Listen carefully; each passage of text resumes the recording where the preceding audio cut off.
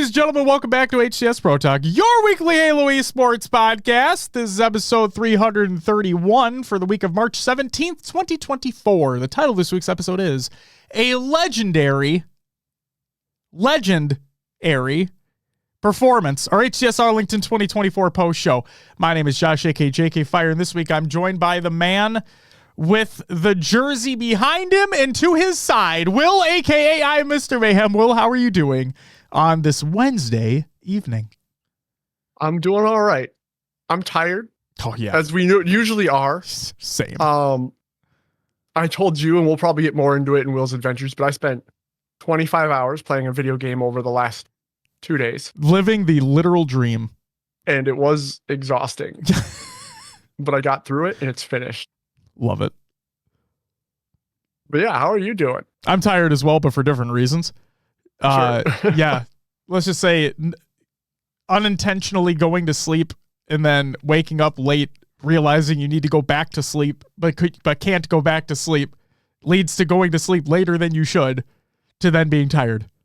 Such is life, right? Making a gas station run in the middle of it all. Hey, the sandwiches I bought were delicious, so it worked out in my favor, I would say.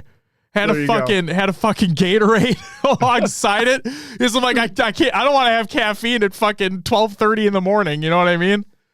Like, just fucking chug this goddamn Gatorade, dude.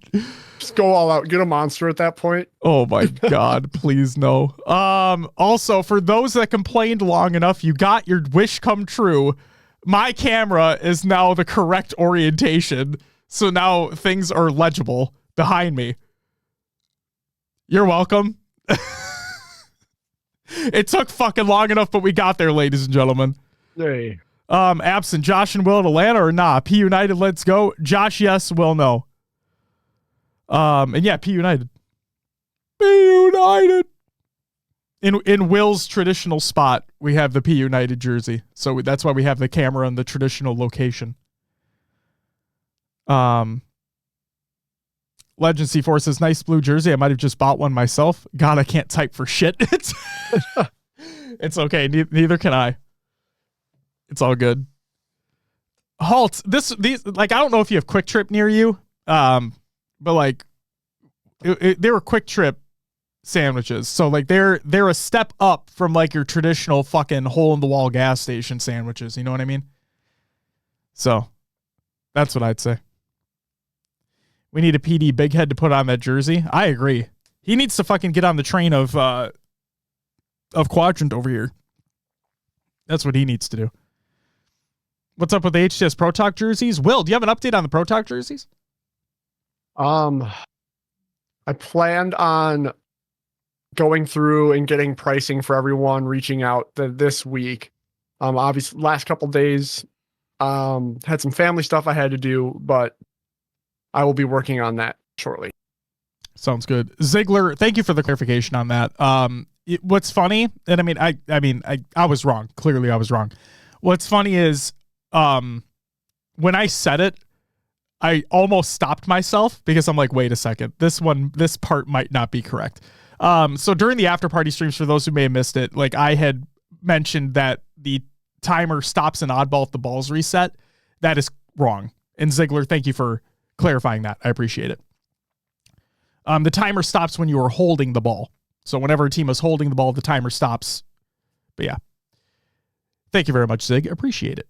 All right. Will, do you want to know what's on this week's episode of the show? What do we got? Halo Infinite has received its make or break update. HCS Arlington 2024 post show is our topic, where we break down the entire tournament, we discuss the storylines, and we bring the passion. So, without further ado, let's get into some competitive news. Hydra Gaming Ladies Tournament Update. This is by Haley. She says, reminder, the tournament is Saturday, March 23rd. That's this weekend. Teams will be randomly picked on Monday, March 18th around 7 p.m. Eastern time. That's already happened. It is capped at 64 players, 16 teams, but can open up if they get enough players. I believe it's all solidified. It's all taken care of. If you back out of the tourney at any point once teams are picked, you'll receive a 2-tournament ban from the next Hydra or Women of Halo related tourneys. If you're signing up, then be committed. to further add on to this, and it's included in the rules, there will be no subs on tourney day. If you are playing in our tourney, then commit to our tourney and do not try to play in more than one tourney at once. If a teammate drops mid-tournament, it's unfortunate, but that is a disqualification. Okay? So make sure if you're signing up that you're actually competing. Let's see here real quick. Team Dextro, thank you for the follow. Welcome to the live show. I can finally say that again. It's not the after party anymore. God damn. Okay, the make or break update. This is part 1 because this is during competitive news. We'll talk about the regular stuff when we get to the regular news, aka the Gravity Hammer still fucking busted, but let's move on from that. The Halo Infinite content update 31. This is the patch notes. This is by Halo Support. Overhauled network model. The new networking model introduced in the Firefight matchmaking playlist in December 2023 has been rolled out to the rest of Halo Infinite online multiplayer experience. Players should experience less instances of rubber banding movement, taking damage around corners, and other issues caused by becoming desynchronized with the multiplayer server. Will, you have played since the update has released? What are your initial thoughts? I would say yes. Dying around corners is happening less. While I've noticed more fluctuation in ping, I've noticed more stable gameplay, if that makes sense. Even if I'm having a game where I'm on 60 ping versus 20 ping, shots still seem to register okay. It's not as many blanks, things just seem to be doing well. The only big issue I had is I did connect in a firefight game to like a server where I had 220 ping. How did that feel? Horrible. Like I would kill an enemy, like I'd get the final shot on an enemy, and then it'd be like 1 Mississippi, 2 Mississippi, then they'd die. See, like it's funny you mentioned that because I was watching Scoob Meister the other day, yesterday, as a matter of fact. And obviously it's something that they've been dealing with for a long time in the Australia, New Zealand region, obviously. But, like I still saw him experience that exact same issue, but just in normal multiplayer. And I'm like, the fact that he experiences this in basically every match he plays is fucking insane. And the other thing too, is that I've heard, it's funny you say what you were saying, because I've heard that even on higher ping in the States, that it's still like people have been saying, it's not everybody, but people have been saying that even with higher ping in the States, it feels good versus higher ping outside of the region. But okay. But the fact that you're saying what you're saying, I'm like, no, it still just fucking sucks when you have high ping. Yeah, it can. But it's been better. I will agree that it's been better. All right. Riz says, my only problem with the update is 90 plus ping, your nades come out so late. And I think that's what, Will, you're kind of mentioning as well, with like shots taking that. Go ahead. Yeah, no, I've noticed that too. Like nades do come out late when you're on higher ping. Like, especially that one where I was at 220, I was whiffing my nades hard because I would throw them on my screen, but then again, 2 seconds later, it comes out the enemy's already moved or whatever. So yeah, is it worth the trade-off? I think it is. To have shots register more. Yeah, I agree. Axel Shifter says, it feels worse and I went from 10 to 18 ping. I mean, that's fucking, that should still be minimal. Also, the aim assist and aiming settings have changed. I've heard they've barely changed. Not disregarding what you're saying, Axel. It's just like based off other things that I've heard. Yeah, you may need to tweak settings a little bit, but not like dramatically. Absent says, anything over 40 ping for me is blank city. This update has not been good to me. The squad battle test was so much better. So we're getting a lot of both sides of the equation here. Yeah. It looks like it might be just dependent on the person. Yeah, it depends on location, depends on connection, blah, blah, blah, blah, blah, all the basic shit. The other thing that I've heard, Riz, you said you had to up your sends a little bit. Things that I've heard around online is like, apparently aiming feels, this is going to like give PTSD for a lot of Halo 5 players out there, but I've heard people say that aiming feels heavier since the update.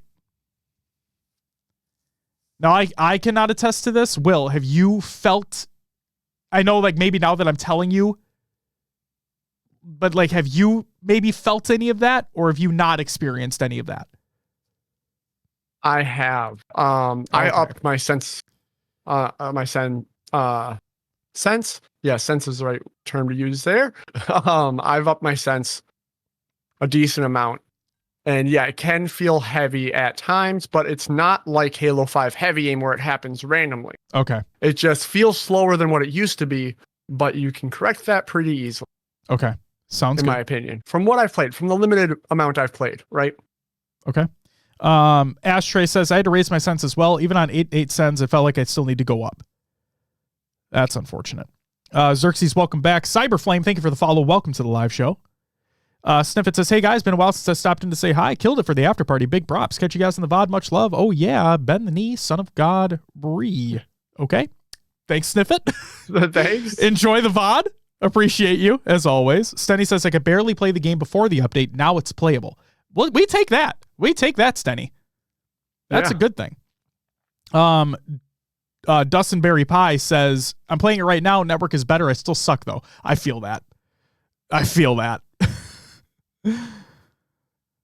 All right. Corey says, it felt more smooth for me, but I played on a decently high sense already. Ashtray says, overall, it's great, though. It's just different.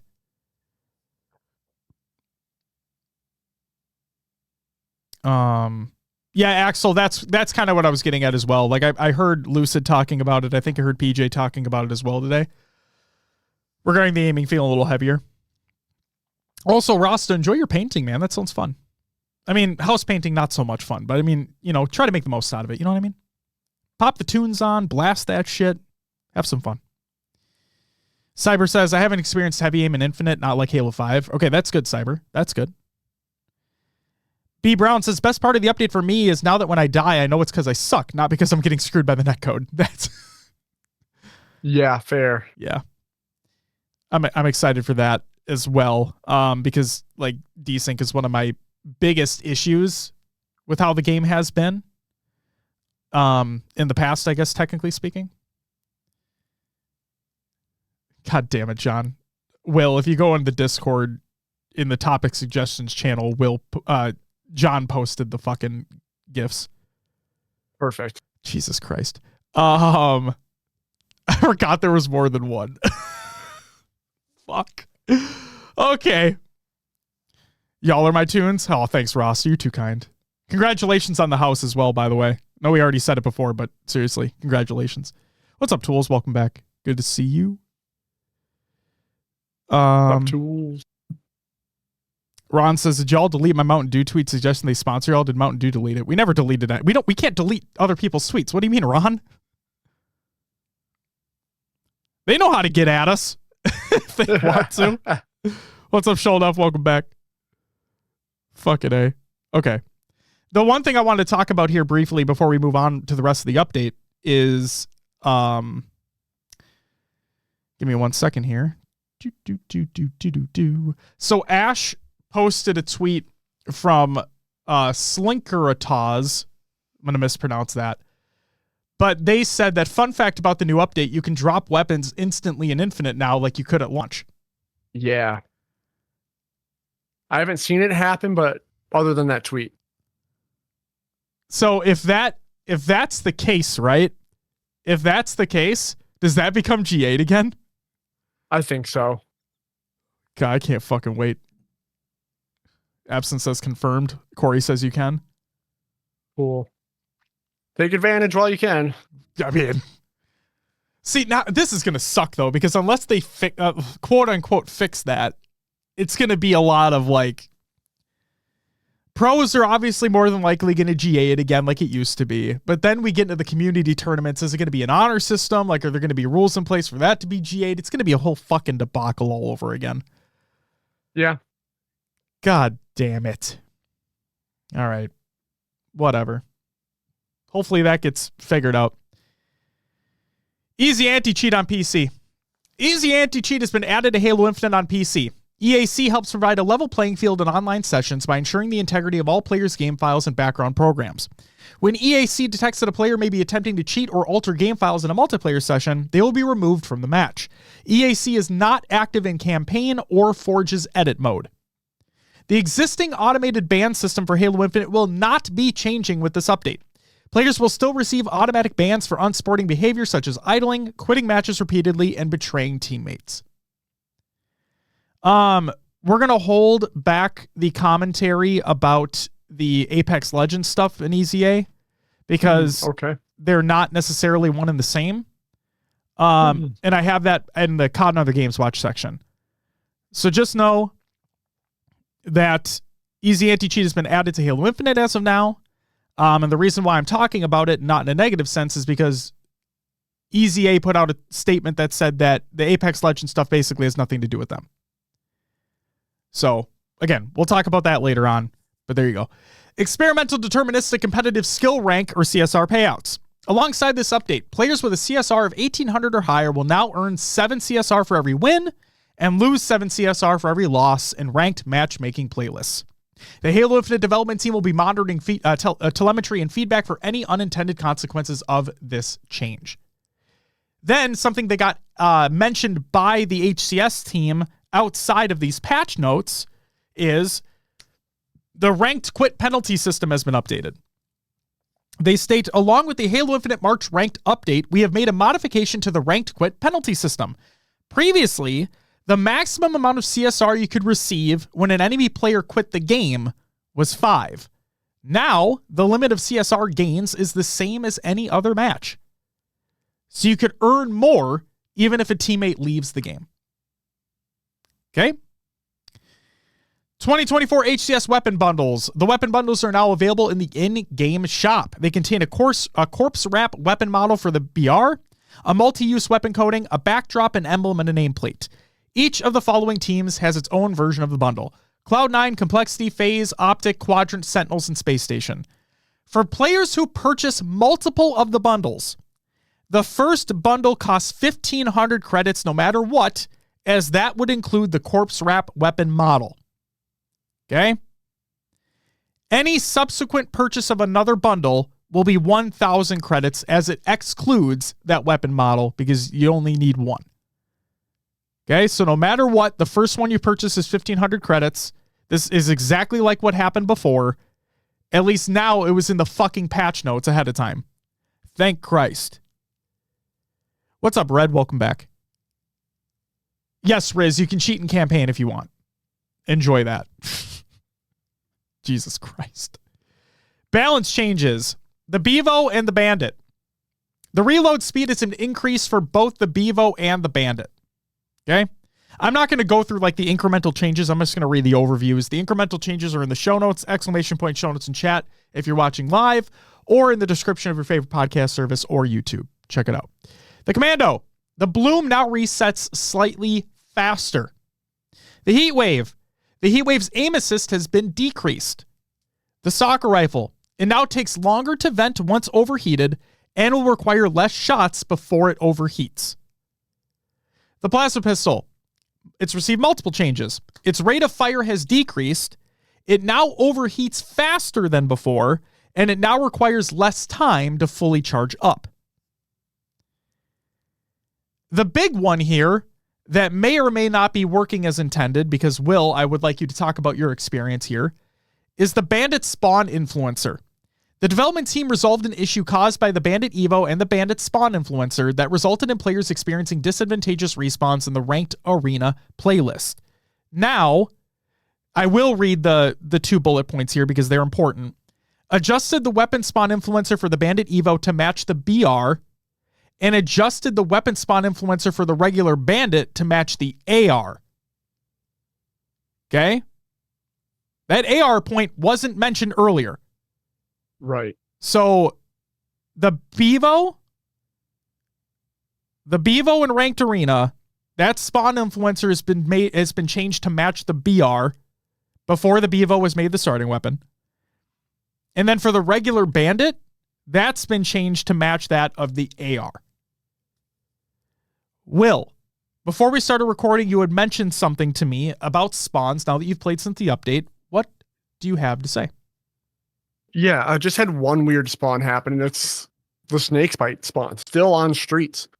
It wasn't detrimental because I caught it before they killed any other teammates. But this was just a Slayer street on streets. Mm-hmm. I had a teammate sitting A-gen. I had two teammates on B side, kind of towards tires and arcade or music, whatever you call it. I had pushed a solo enemy in cafe because they were already weak. I know I shouldn't chase, but when the rest of the team's on B side and there's a solo guy, got to clear him out. So while I was pushing to cafe from A,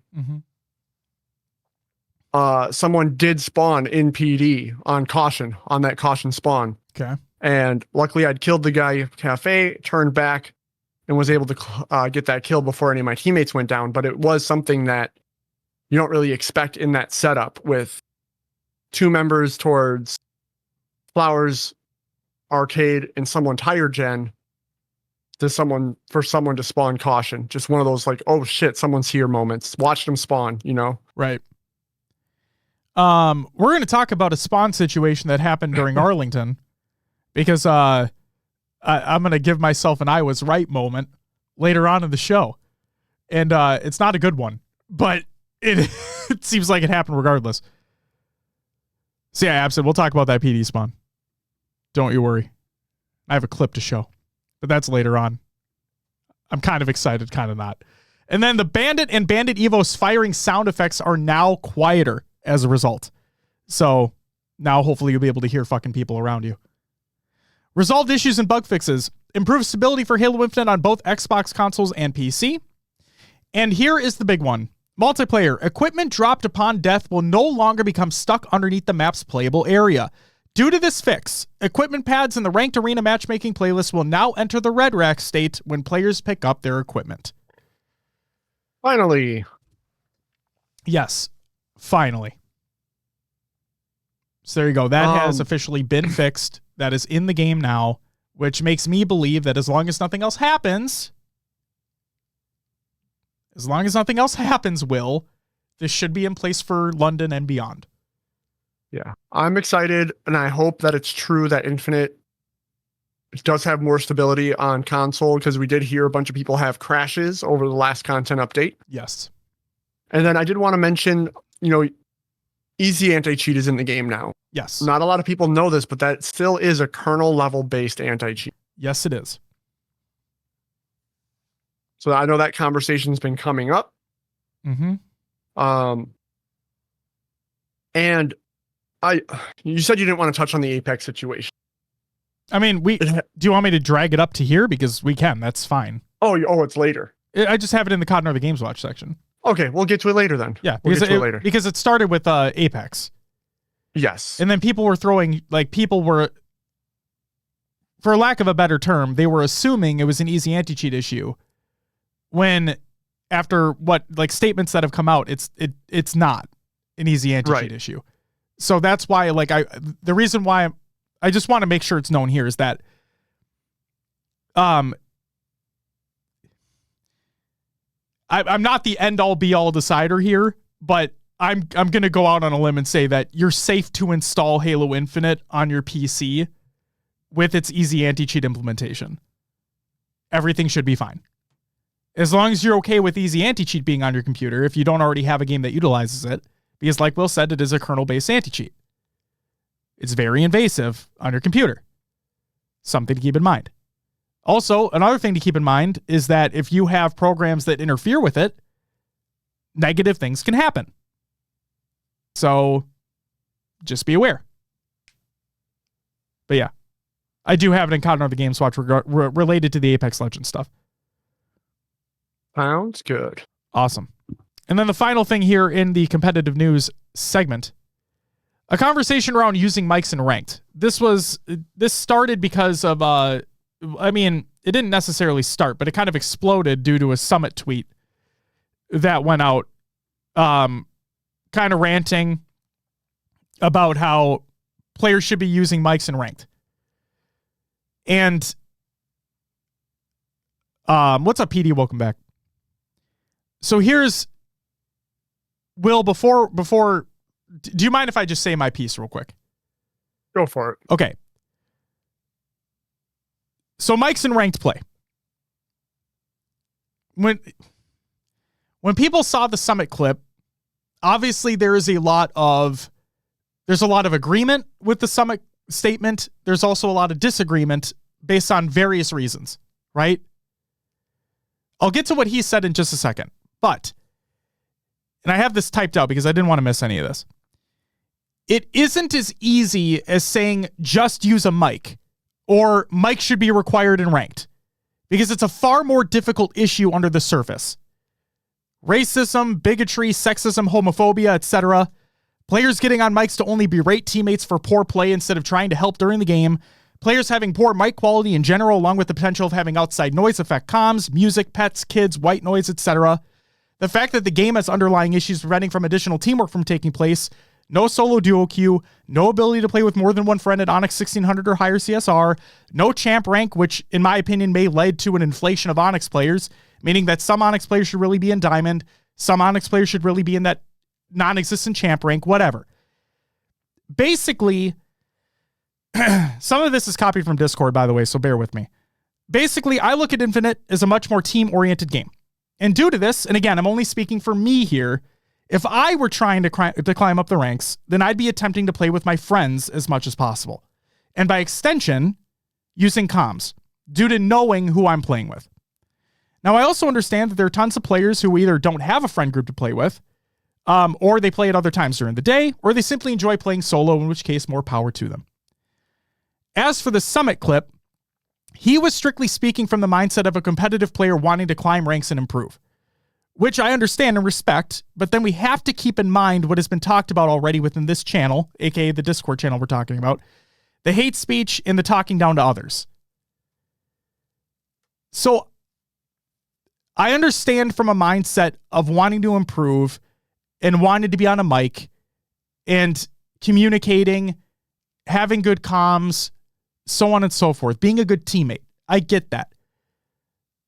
It's literally not that simple. It's just not. Like, this. Think about this for a second. Anybody that's watching this, listening to this in chat right now, you understand this already, but just everybody, I want people to realize this. Go look. Now, maybe I'm making a broad generalization here, but I'm speaking from the point of the ones that I've seen. The majority of women that commented on or quote tweeted Summit's tweet, go look at what they all had to say. It's awful. Think about the shit that they have to deal with on a daily basis and why you think they don't want to turn their fucking mics on. And I understand that when you hear something or you see something, you say something about it. You do something about it. You call it out. Absolutely, you should 100% be doing that for anything. Not just fucking assholes online, but you should do that in general. Like if you're seeing, we're going to go back to grade school for a second. If you're seeing a fucking student get bullied, are you just going to stand there and watch it? Or are you going to fucking do something about it? And I know it's easy to say at this point in time, being an adult and whatnot, that, yeah, you should obviously do something about it. It's hard to do that when you're in that moment as a kid. You know, there's a lot of things. See something, say something. I get that, and you absolutely should do that. But there's a lot of instances of like, why the fuck would I put myself in that situation to begin with? Like, why would I succumb to the dumbasses that are there, the shitters online, when I could just as easily mute them? I could just as easily get in a Discord call with my friends, whatever. I understand it's ranked. I do. This isn't a social playlist. I understand that. But at the same time, you're not getting anything from getting a higher rank in this game. Champ rank doesn't exist. You're only climbing CSR and fucking Onyx. And by extension, that means you're not going to be able to play with your friends anymore. And your queue times are probably going to be longer. So again, I get it from a competitive mindset. You want those that are in that playlist at that rank or wanting to climb higher than that rank, you want them to be communicating with one another. You want things to be more balanced. You want to have a better opportunity to win. I get that. But it's way more difficult than just put a fucking mic on. Will, thank you for letting me get my piece out there. Go ahead. Yeah. To be honest, I haven't seen or heard the Summit tweet yet. In some of the replies, he did specify in Onyx, right? Mm-hmm. In his tweet. Yes. And that you're right. For people wanting to improve, get better, work as a team, that's great. But you're right. A lot of shit comes from having mics on. And if you force people to have them on, people are just going to unplug them or anyway, or not play the game at all. So, yeah, you're right. You're right in saying there's a lot of layers to having this happen, right? Like, yeah, it's not as cut and dry as people think. Exactly. And again, this is nothing against Summit either. Like, I don't want people to take it in the wrong context here. It's nothing against what he said because he said it in a specific context, right? Mm-hmm. What we're trying to do with this show is we're trying to broaden that mindset of being like, hey, it isn't as simple as X. There's really X, Y, Z, A, B, C, D, E, F, G fucking components to this that all tie back into the common thing that we're talking about, which is turning a mic on for ranked play. It's simply not that simple. Like, yeah, it's not that simple. So this is why I'm so mad. Yeah, I'll just say mad, whatever. It's why I'm so mad that they still have that CSR limit for playing with more than one of your friends. Because I look at this game of like, this is one of the most teamwork-oriented Halos we've had. And that's my problem, is that my mindset is if I'm getting to that higher rank and I want to keep gaining CSR, or whenever, if ever, champ rank comes in, if I want to reach that rank or whatever it is and keep climbing and climbing, my mindset is I want to play with a team. Like, I want to be playing with an established group. It doesn't have to be the same 3 other people, but just like an established group of players. We're all feeding off each other's play styles. We're all working together in tandem to get higher ranks and be better players. And if that's the case, I'm in a Discord call with them. But the game, and I'm nowhere near 1600. Like, I'm fucking still in diamond. Well, I'm still plat 5 or 6 for fuck's sake, based off of the rank changes, but whatever, it doesn't matter. Typically a diamond player over here. And so I'm nowhere near that 1600 limit. But for players that are there, like, I feel bad for them because, like, that would just make it a big deterrent for me wanting to play the game. And if we want people to use mics in ranked, then as a company, I want 343 to make it easier for me to do so, to play with my friends. And like, that's another reason why I want solo duo queue back. Because then, like, at least if I'm not playing in that playlist, then I would expect, like, I'm playing with another person. I have my mic on in that scenario, whatever the fuck, you know? Yeah, it's not that simple. And there's also situations where people are getting shot in their own foot. It's just like, yeah. Yeah. It's unfortunate.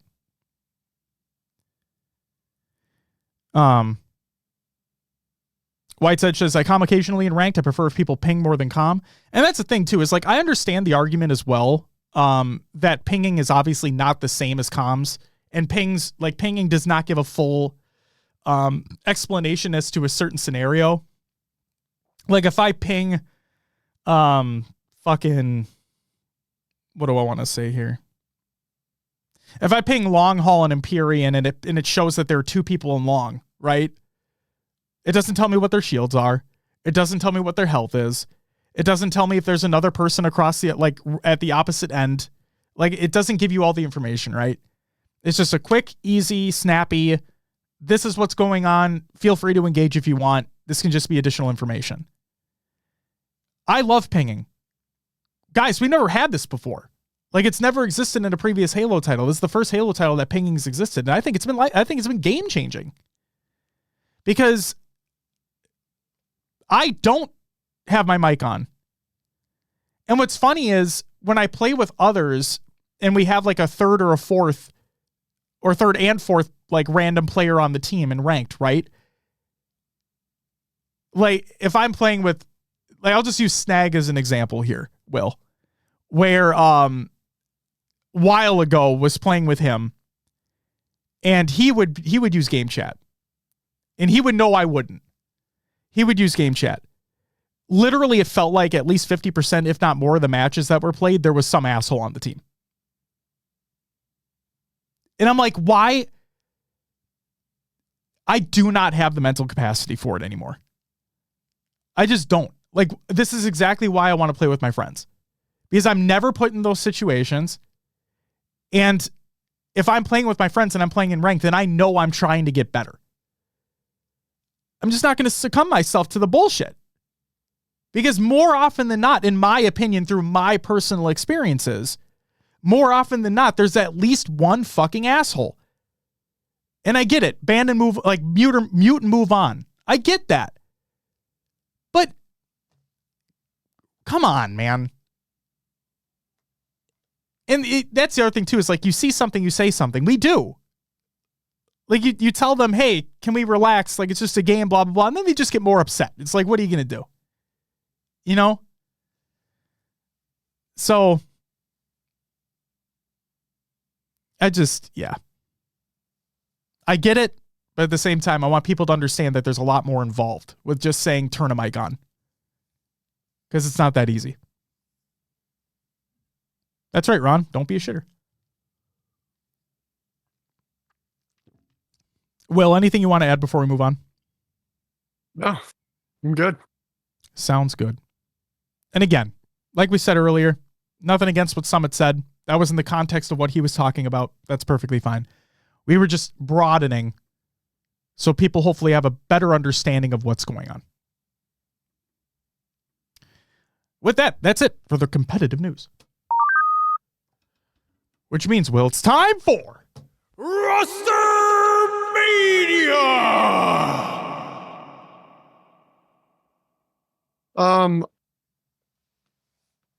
We've already talked about this in, I think, but it's relevant for in the after party. Yes. We talked about this. Yes. But for those who don't know, or you should know by now if you're here, Druck got, how do I phrase this? Druck did not make it to Arlington,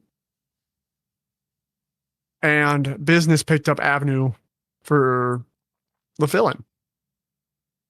So that's all that's happened. All right. Rod, I respect your opinion. I disagree with your opinion, but that's fine. That's the beauty about opinions.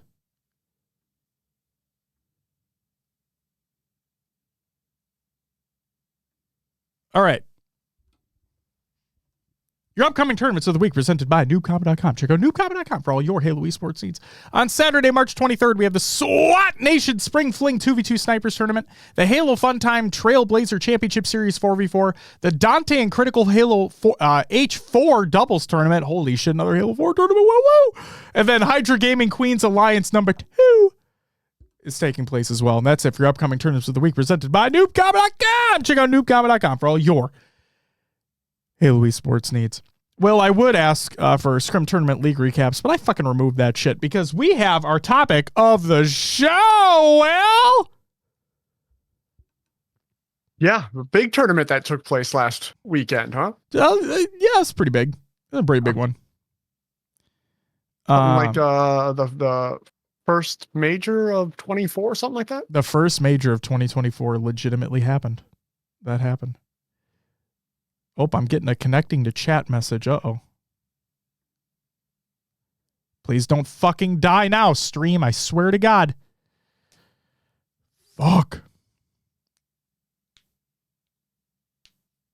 I heard someone threw a controller this last weekend. Any proof? Oh, maybe. We might talk about that.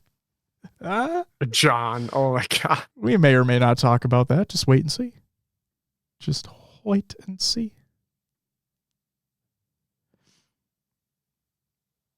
A competitive Husky Raid tournament would be cool to watch. I bet fucking Tools would be all in there. I bet Tools would sign the fuck up for that. Corey says he's working on one. Oh shit. Corey, make sure you reach out to Tools. I'm guaranteed to be interested in that shit. Not even just from like a commentary perspective, although that's kind of an obvious too, but like from a play perspective. If I'm not mistaken, he loves Husky Raid. Fuck yeah, Blackout. Love it. Dustin says, well, so why does Druck have consistent visa issues? This isn't the first time. No, it's not the first time. He's having trouble with approval. That's the simplest explanation. Issues with approval. That's what I'm gonna say. That's where I'm gonna leave it. There you go. Our topic. HCS Arlington 2024 post show. I'm gonna say this up front because we did like over 12 hours, if I'm not mistaken, of streams over the course of the 3 days. Okay? So if you have not seen any of the after party content that we did, where we were live after every night of the major, so Friday, Saturday, and Sunday night, we were live, and we recapped that day's matches. We talked about shit. It was a fun time. It was great. If you have not watched those, they're on YouTube right now. They're also on your favorite podcast service right now. Okay? So go check them out. The reason I say that up front is because what we are not going to do in this episode is go through all of those clips again. All of those games again. Okay? Because we already did that. So if you want to hear our thoughts about those those specific games and whatnot, go watch the after party content. It's all up on YouTube. It's all up on your favorite podcast service. You can take as much time as you want. It's all there for you. I promise. So, with that in mind, there are a few things that I do want to just briefly talk about, Will, and feel free to chime in anytime you feel like it. Sound good? Sounds great. All right. So, from pool play, FaZe took on Quadrant. They took them down in a 3-0 fashion, but I just wanted to highlight game 1, which is King of the Hill on Live Fire. It was the very first hill with Quadrant. Basically, it's the first match of the day. Like, it was literally the first match of the day. It was on main stage. It was, like, lit. It was to open up the fucking tournament. The very first hill with Quadrant nearly capping. Like, they were so fucking close. But FaZe made a literal last-second push, and they actually ended up winning that first hill. So not only did they make a last-second push into the hill, they were able to make sure Quadrant never stepped foot in it one more time and FaZe capped that hill. But that wasn't where the action stopped in that game alone, because there was the final seconds of the third hill for Quadrant to tie the game. So FaZe obviously ended up winning that game, but the fact that Quadrant were just so fucking stubborn and they played so well to tie the game. I think it was after regulation time ran out as well. So just incredible game. Go check that out. The other thing I wanted to shout out as well was the Ascending Baseline 3-0 Darkest Hour, but still a pretty good series. Go check that out as well. Next up, we had Foe went up against Native Gaming. Foe went on a tear this tournament, if we're not being, if we're being serious about it. Foe really did do well. They took top 6, which we'll talk about Woodham and we'll talk about Foe in a little bit. But yeah, either way, Foe took on Native Gaming. They beat them 3-1. Foe took on Business. Foe beat them 3-0. Foe with the 3-0. And basically, game 2, Slayer on Recharge, the end of that game, you should go watch for sure. And game 3 was CTF on Aquarius, and that was the whole game. You should watch that whole fucking game. Because, if I'm not mistaken, what that game was, is Foe was down multiple flag caps with, I think, like 2 minutes left in regulation. And they tied the game by some way, they tie the game, and then it went to not only a sudden death overtime, but it went to a sudden death reset where Foe ended up winning the game. So that game was fucking insane.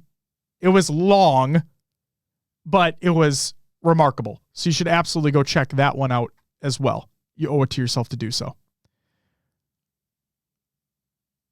Oh my God. That is a name.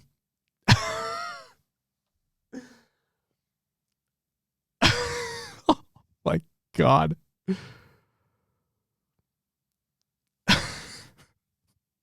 Will, do you see this? Yeah, I was just choosing to ignore it. That's respectable. Jesus Christ. All right, we're going to move on.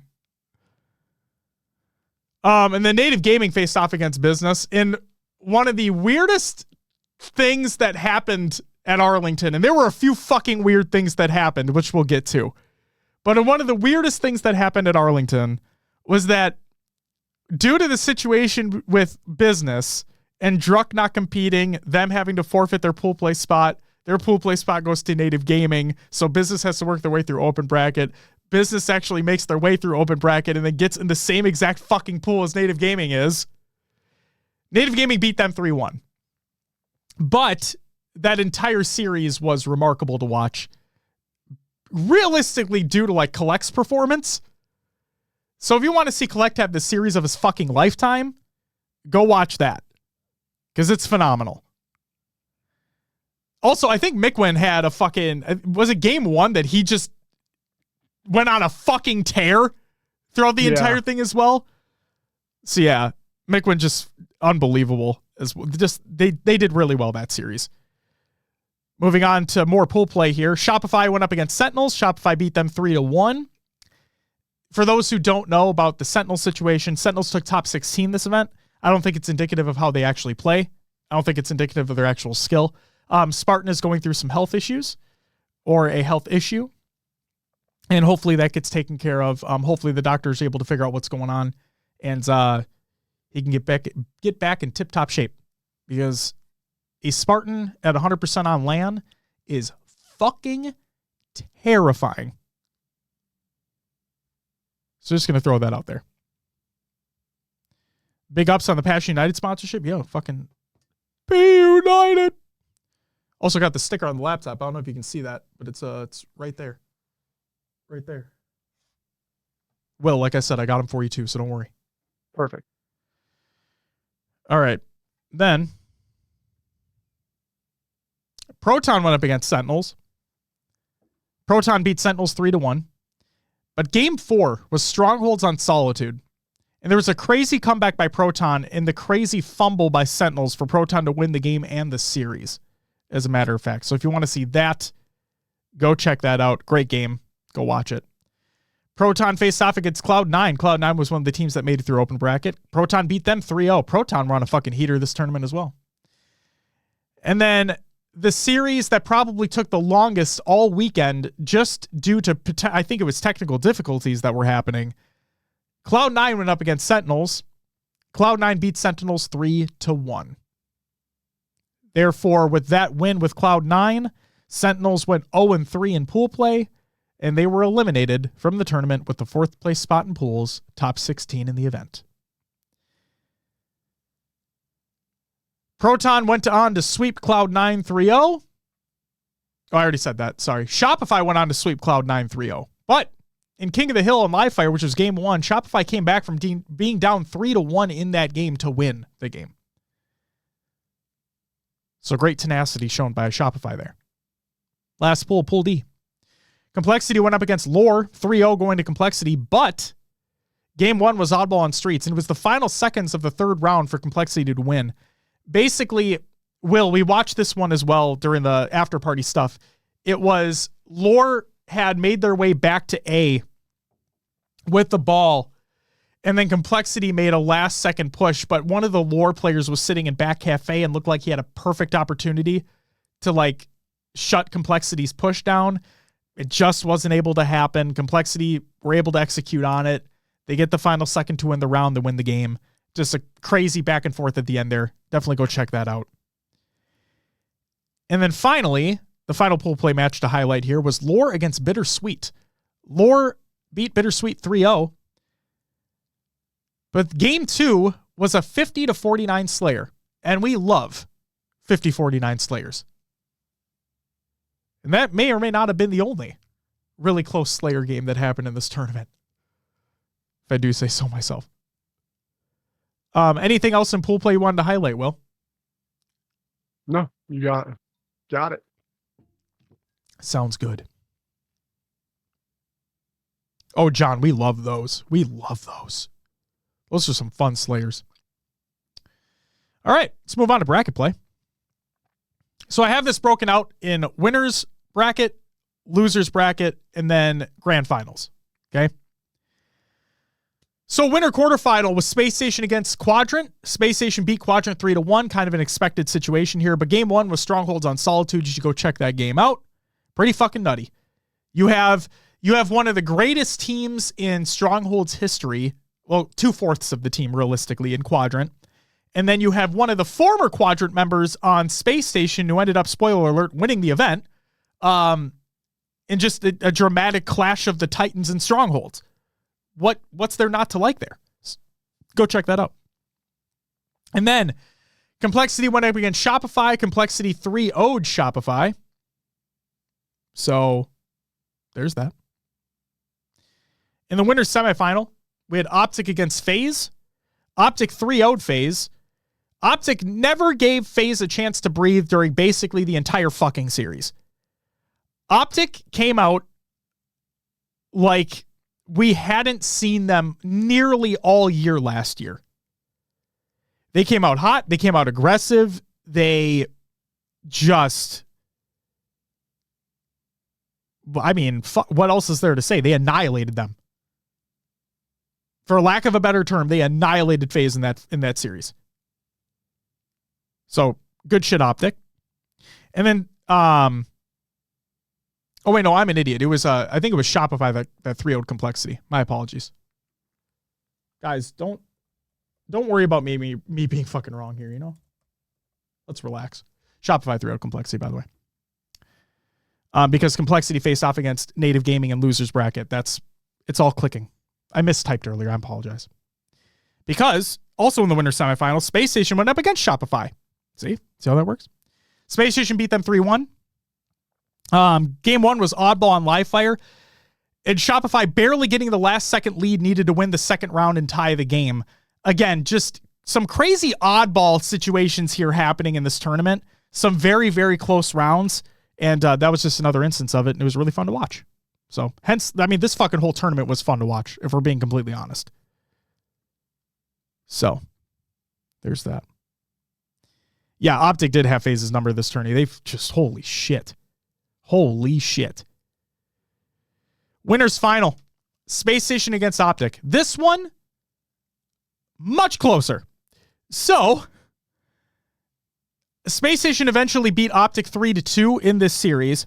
Game 2 was Slayer on Recharge. It was a 50-50 tie. A 50-50 tie. Do you know what happens there, folks? We get a full reset. Whole other game. But not only was it a whole other game, Will, it was a whole other fucking game because it went 50-48 and Optic won the game. Game 4 was Strongholds on Livefire. We had, this game had it all. We had an opening domination by way of Optic. It's like they just came out with that same ferocity they have been. But then we had the comeback and consistency of SSG. They keep Optic on a spawn rotation to get back into the game. Okay? Very back and forth. But then, the play that solidified that game. Trippy getting an off-screen double kill in tower to solidify that map win for Optic. Like, if you go back and you watch that game, you would look at that and be like, oh, SSG should be able to capitalize on this.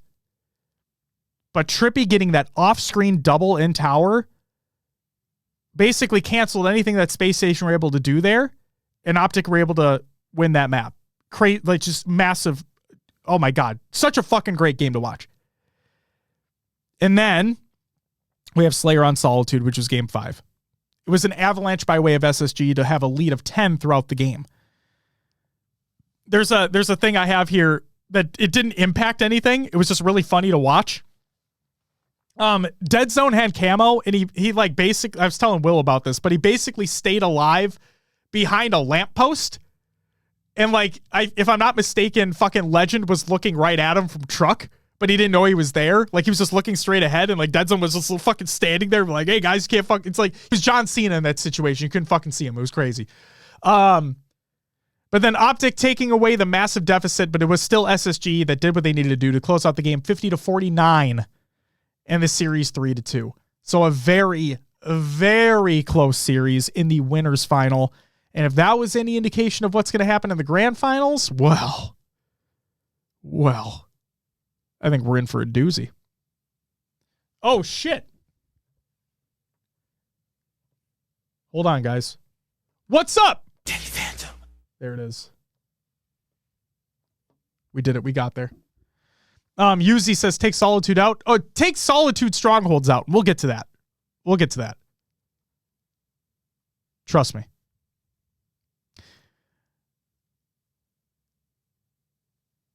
So, let's move to losers bracket. Losers round 1, Foe went up against Cloud9. Foe beat Cloud9 3-2, went to a game 5. You should watch the entire series because it's still very close. Quadrant beat Lore 3-2, went to a game 5. You should watch that entire series. And here's the crazy thing. Here's the crazy thing about that series. If Lore would have won, again, that went to a game 5 against Quadrant. If Lore would have won that series, if I'm not mistaken, Lore would have guaranteed top 8. And that would have made history for the Mexico region. So, Lore came to play. Also, to all the fucking haters out there saying that Mexico, the LATAM region, shouldn't be given a pool play spot.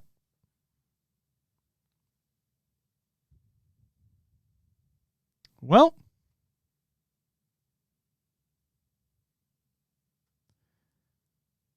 they really are, Uzi. That fucking Lore team played so well. They played so well. Shout out to Quadrant for closing that series out, but still, like, Lore, goddamn. Go watch it. That series was great. And then Complexity beat Native Gaming 3-0. This was as predicted. If I'm putting Complexity at a fringe top 4 spot, like depending upon who they play and, you know, then obviously they're going to beat Native in that spot, and they did. They beat him 3-0. Losers round 2, Foe went up against Proton. Foe completed the reverse sweep along with the comeback in the Game 5 Slayer. So not only did they complete a reverse sweep, but they had to make a comeback in the Game 5 Slayer, which can be difficult to do depending upon the teams. They win the series. They lock in top 6. And Woodham makes history as the first ever mouse and keyboard player to make top 6 at an HCS event. So shout out Woodham. Shout out Foe. Straight ripping. Where's the patch? There's the patch. Go pick him up. Go pick him up. Then we had Complexity go up against Quadrant. Complexity beat Quadrant 3-1, but every game was incredibly close. So again, go watch that as well. And for those who want to watch these series, here's the best part. For those who want to watch these series, all the links are included in the Google Doc of the show notes of the show. So go check them out. They're all there. Losers quarterfinal. Shopify went up against Foe. Shopify beat Foe 3-1. This is where Foe's tournament run would end. Kind of expected here. We have Shopify as a top 4, fringe top 4 team, even before this tournament happened, right? That's where we were thinking where they were going to head up. So that's where it ended up. And then FaZe went up against Complexity. FaZe beat Complexity 3-0. Again, expected FaZe, even though, in my opinion, they were not playing at their potential. They still beat a team like Complexity. In the loser semifinal, oh, here we go. This is where I get to do the thing. This is where we get to do the thing, guys.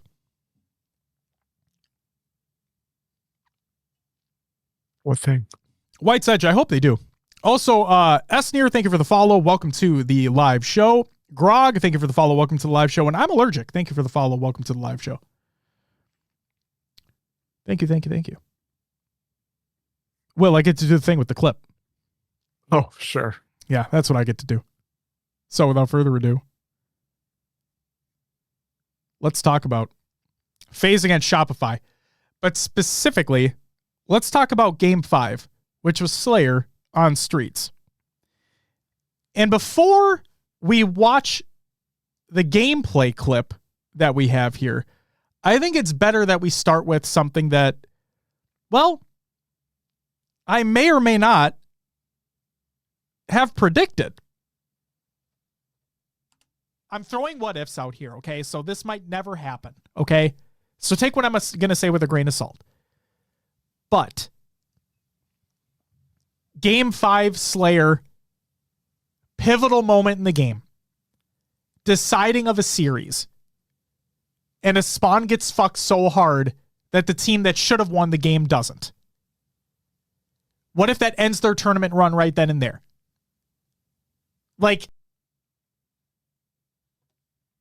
So what if it ends their tournament run right then and there?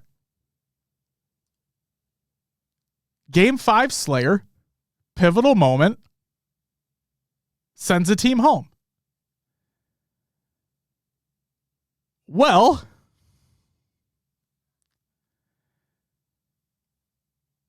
let's cut to the gameplay.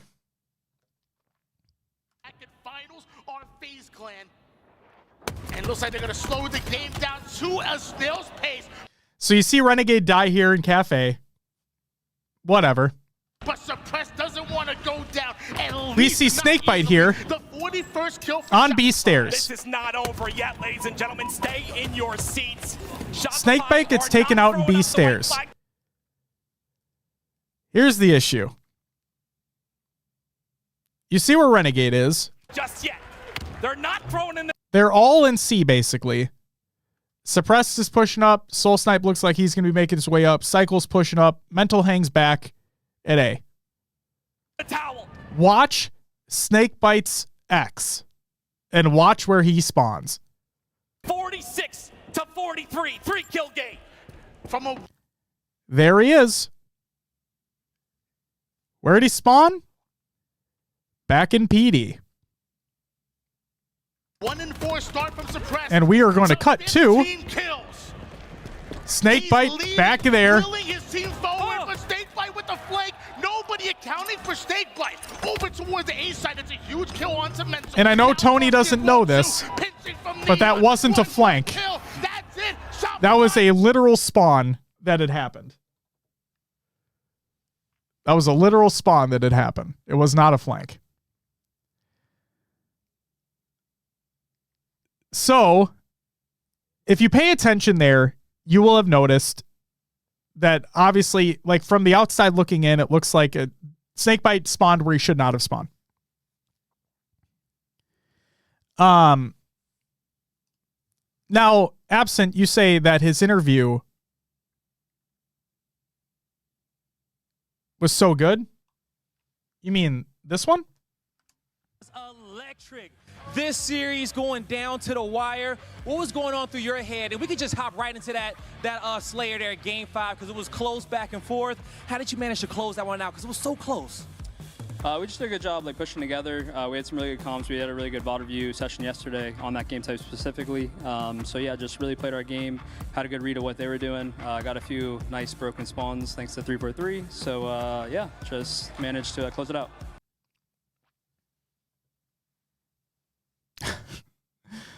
So that happened. Now, if you watch the after party streams, then I think it needs to be said that it may not have actually been an issue with the spawns. So if you're watching that, you obviously see that Snakebite spawns back PD. But at the same time, you see a lot of players from Shopify that are pushing up into C, kind of like where would Snakebite spawn in that scenario, right? Now, at the same time, obviously there's potential other spawn points to B. But we did get a little of insight. And I know I know the logo is blocking it, so please fucking bear with me right now. Actually, I can just do this. Boop, there we go. So, as you can see, Jimbo had said cycle pushing at the end, giving Snakebite the PD spawn that's brutal for Shopify Rebellion. Clutch actually replied and said, Shopify pushing Commando has to block Tram there. Not great, but as they push, it makes sense. Best Man, the coach of Shopify, chimed in and says, Billy being mental, cleared PD, but not actually fully. So it may not have actually been an issue with the spawn, but more so what Shopify were doing, which didn't block a necessary spawn. I am also of a mindset that both things can be true. And we said this during the after party. I am of the mindset that both things can be true. Where on the one hand, the spawn may have been broken to the point where Snakebite gets the more advantageous spawn for his team. He literally spawns on the polar opposite side of the map, right behind enemy lines. The other thing that can be right is that Shopify didn't do what they needed to do to block necessary spawns. Both things can be true. But for the sake of this show, because I haven't screamed all day, I think it's necessary that I put in here, I was right! I was right! There we go. I haven't been able to do that in a while, so it felt pretty good. Yeah. I mean, you look at that too. If Mental does clear PD and they do spot Snakebite back there, they're all on that A side. They collapse on him so quick, and then Snakebite's like, well, fuck, I spawned across from my team. Yep.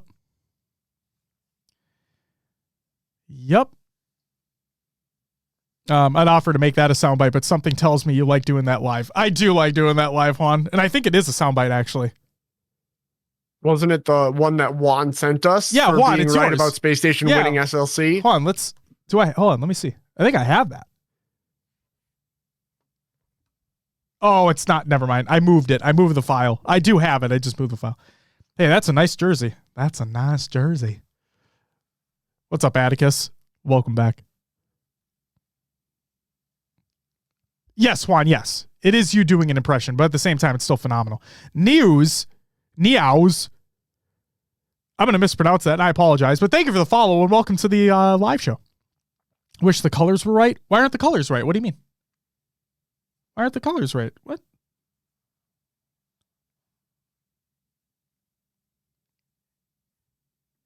Am I missing something? Either way, I was right. Fuck everyone. Let's move on. Losers final. Optic went up against FaZe. This one was closer. Game 3 was CTF on Forbidden. And we had a little discussion during the after party where we were talking about whether FaZe were overslaying instead of trying to run the flag.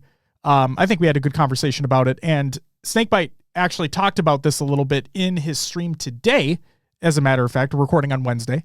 And he said that, like, I'm paraphrasing here, but he did say that, yes, there's a lot of armchair quarterbacking that's taking place. And I would say that we were, like, feeding into that a little bit because we don't normally talk about gameplay a lot, but I thought it was a good opportunity to do so during the after party streams.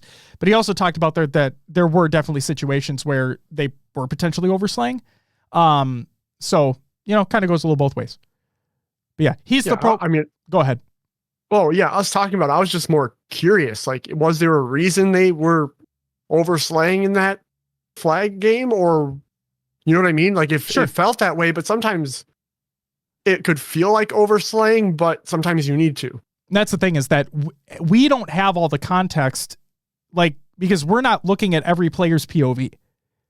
Like, we get to see the outlines that's happening and whatnot. So we get to see where other players are, if players are on respawn, blah, blah, blah, blah, blah. And, like, from the outside looking in, you know, instant replay, right, is that you can slow things down to a crawl. And we did that. Like, I specifically called that out multiple times, where just because I'm slowing, we're talking about literal, like, seconds between decision-making things here. Yeah. Like, just because I can slow things down to half speed and be like, oh, that player's still on respawn. Oh, that person just respawned. They still have time to run it. It's like, these are split-second decisions that are being made. And they know what they're doing.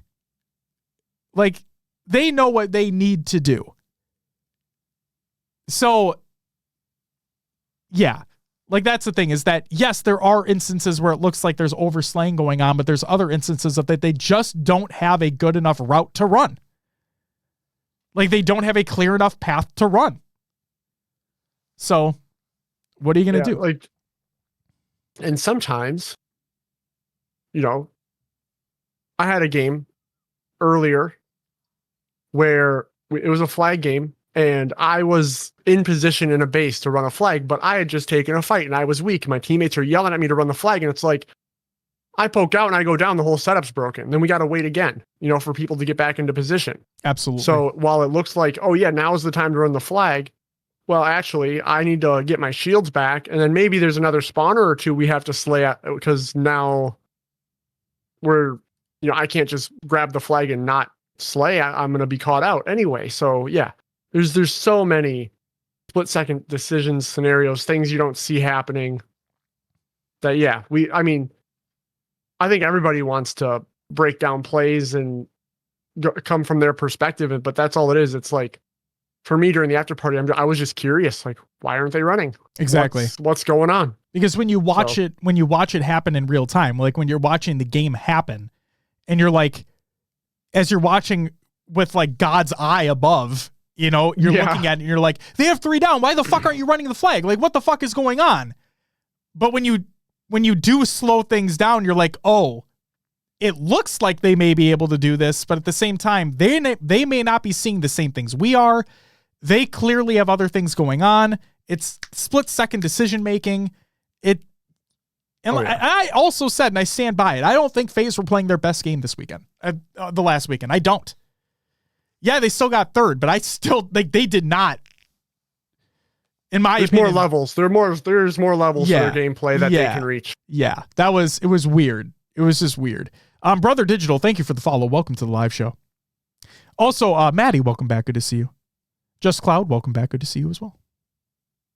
And that's the thing, Cloud. I knew he said that. Like, I said it during the after party. If you ask any of them, I'm guaranteed, and I can't speak for them, but I'm guaranteed they would tell you they were not playing to their standard, because it didn't look like it.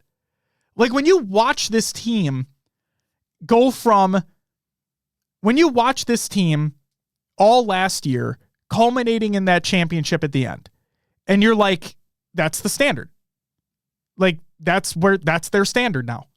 Like, we know what they're capable of doing. We know what they've been able to do with previous games and rosters and blah, blah, blah. We know what their standard is. We didn't see that standard at Arlington, in my opinion. And like, that is nothing against what Shopify were able to do, what Optic were able to do, what Space Station were able to do. Fuck no. More power to them. They played lights out. Are you kidding me? But it's the same reason why I still put that FaZe, Optic, SSG in any order in their own tier. Because broken spawn or not, and nothing against Shopify, they're only going to get better. That's the beauty, is that they're only going to get better. But the fact that they took a not 100% FaZe to a game 5, broken spawn or not, and FaZe still came out with that win, broken spawn or not. Like, just think if FaZe were at 100%. Like, I'm not saying it'd be Space Station FaZe in the grand final or Optic FaZe in the grand final, regardless of predictions. It's just those 3 teams are just so fucking like. And I've said this before, and I'll say it again. I don't want people to get the wrong fucking idea here. I want Shopify to be fighting for those places. I want Complexity to be fighting for those places. I want Sentinels to be fighting for those places. I would love Native Gaming to get up there and be fighting for those places. Like, Foe, Quadrant, whatever it is, fucking Lore, if they stay with that organization. I want these teams to be fighting for those places. It's just those 3 are so solidified where they are that I'm just waiting to see it happen. Just need to wait to see it happen. And it might. It very well could. And that's the best fucking part.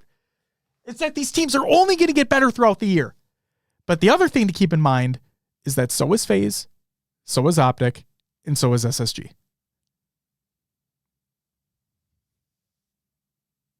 So that's it. That's it. Who? Hold on. I need to look something up real quick. I apologize.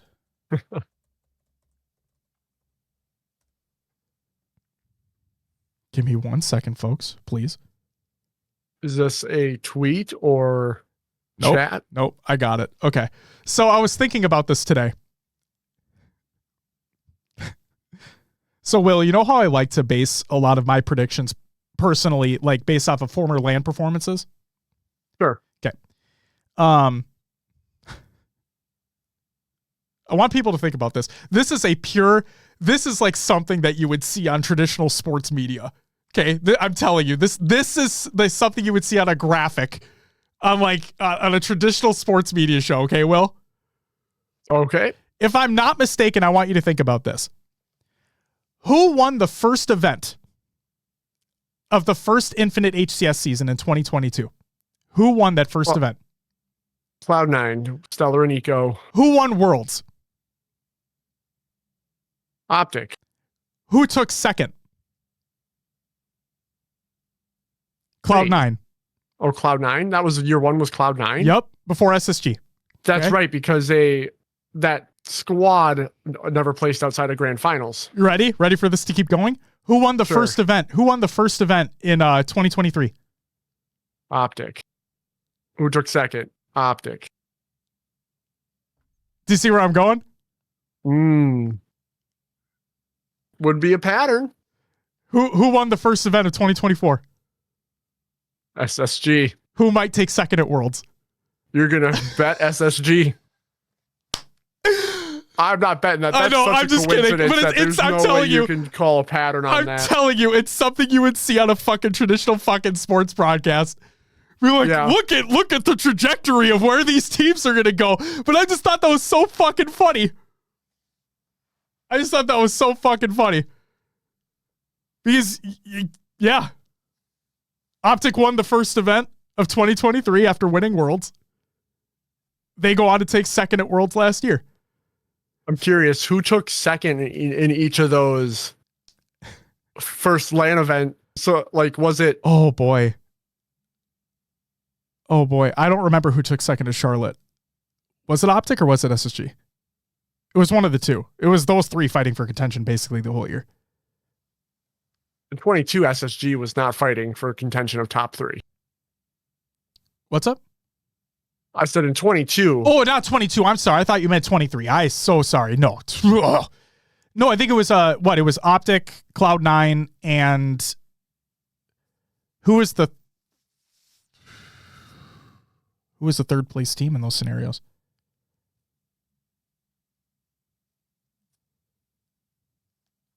Optic, Cloud9, FaZe, right? Or Sentinels, because that was FaZe. Yes, Sentinels. That's it. Sentinels. Thank you. Yes. Yep. Those would be the three. Yeah, White said, "You like that ESPN opinions?" I was literally thinking about it today. I'm like, oh my God, that tracks so far. Like, I'm not saying that SSG is going to take second at Worlds, but imagine. Guys, I want you to remember this moment. Remember this moment after the first Infinite LAN of 2024. Remember this moment. We're going to come back full circle at the end of Worlds this year. And if Space Station gets second, prepare for another I was right moment. Crazy. Year one. Prepare. At Raleigh, the first event, Optic took 5th, 6th. And that was before the formal pickup. Oh, Fresh says third place at Worlds was Native Red. Yeah. Bracket.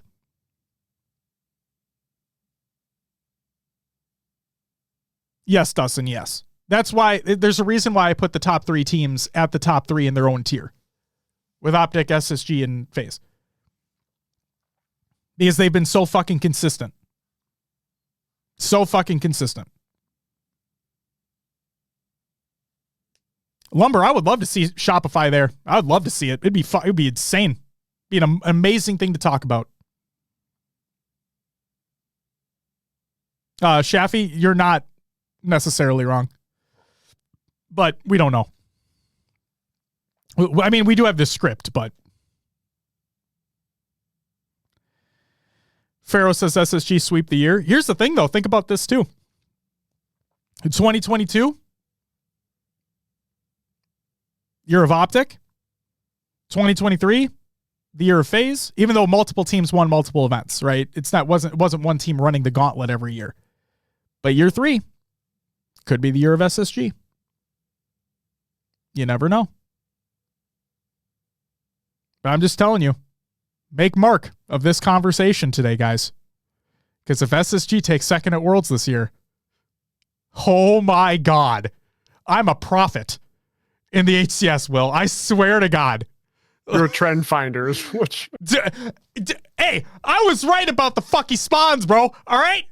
Or maybe you should start doing the esports betting like we've seen going on. Fuck that. Oh my God. You want me to be in daddy's shoes? Absolutely not. Oh my God. What's up, Ash? Love you. Have a great night as always. As it is written. That's right. No, I don't want to be him, though. I don't want to be him. He becomes a fucking tyrant. I don't want him. No. Please don't compare me to him. I want to be as good looking as him. Like, if I could be as good looking as Timothy Chalamet, holy shit. My God. I'm an HCS prophet and I look that good? Holy moly. Sign me the fuck up. Mike, that's not happening. That is not happening, Mike. I'm sorry. I'm not even going to entertain that statement. I'm not. No.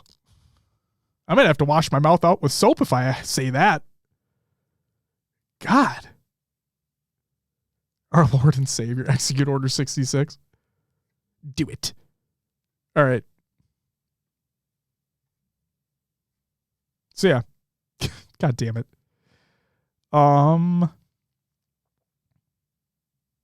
But real quick about that Optic FaZe matchup and losers finals, and then we'll get to the grand finals here.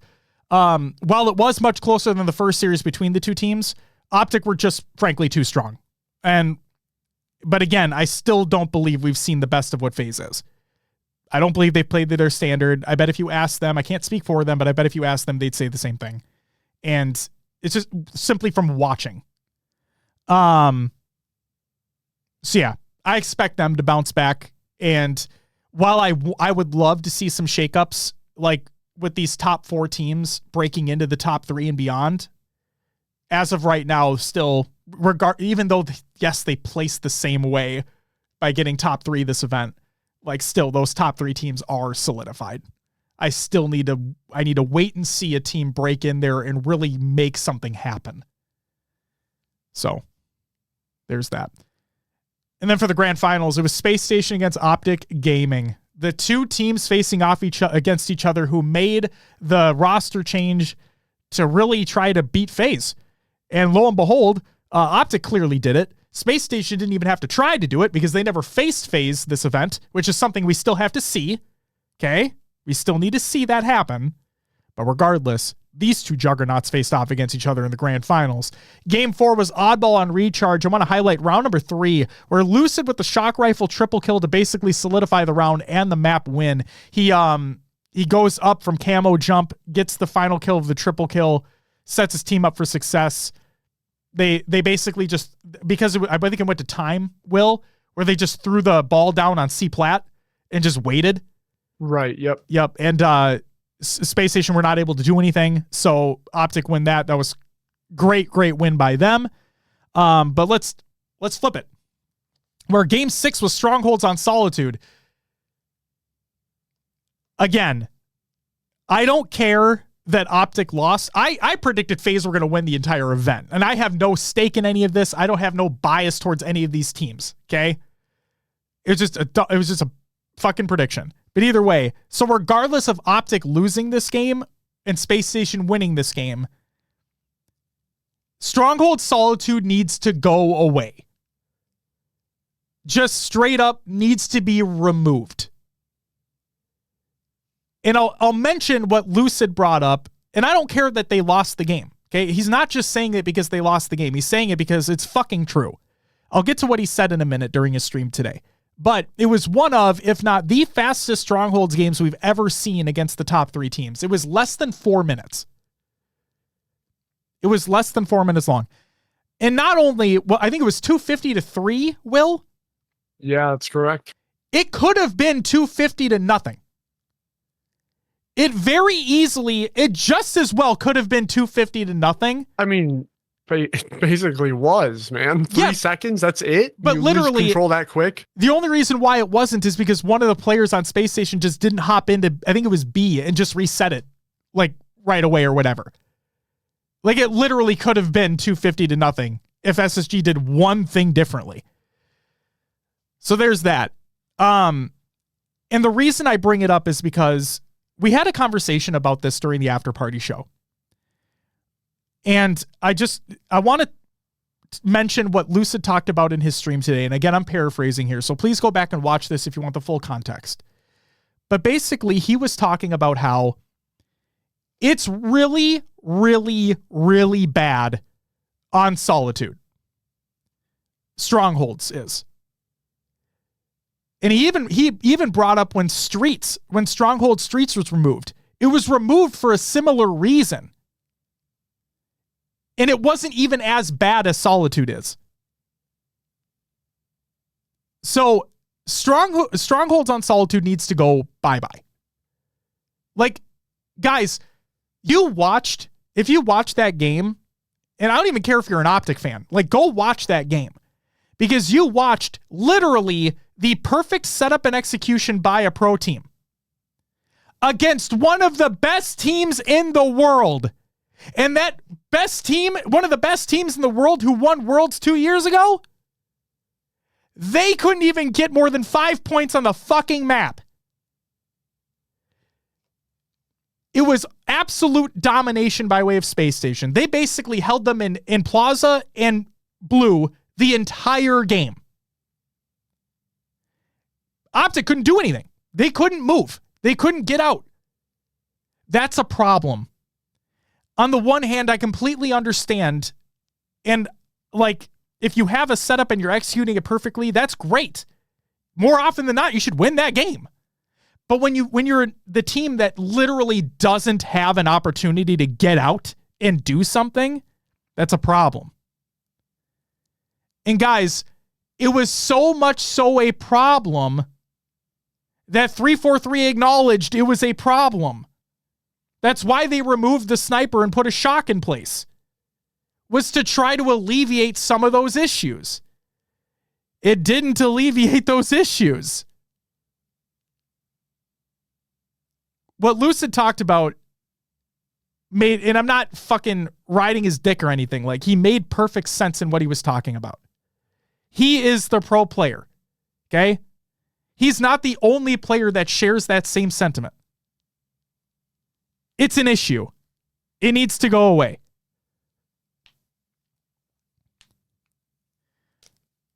Veggies, they could try to add an equipment to it or do something like that, but they literally, like, they swap the sniper for shock.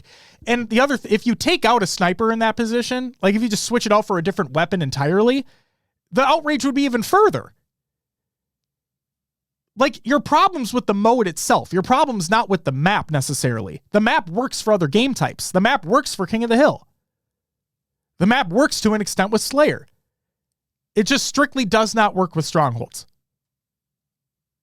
Because with Slayer, yes, you can keep them, you can try to keep them spawning in Blue and in Plaza, but you don't have an objective you have to be worrying about. And with King of the Hill, the objective moves. So setups change. Strongholds is a problem on Solitude. If you disagree with me, that's perfectly fine. It's your opinion. I respect it. I understand it. That's fine.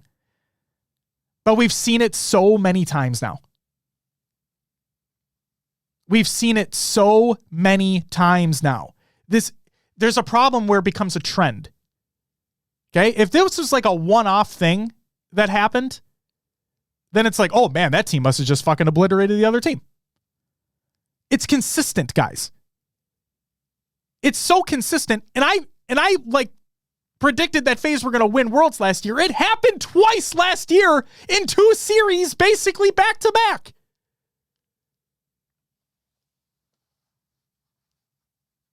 Like, it's a problem when it becomes a trend.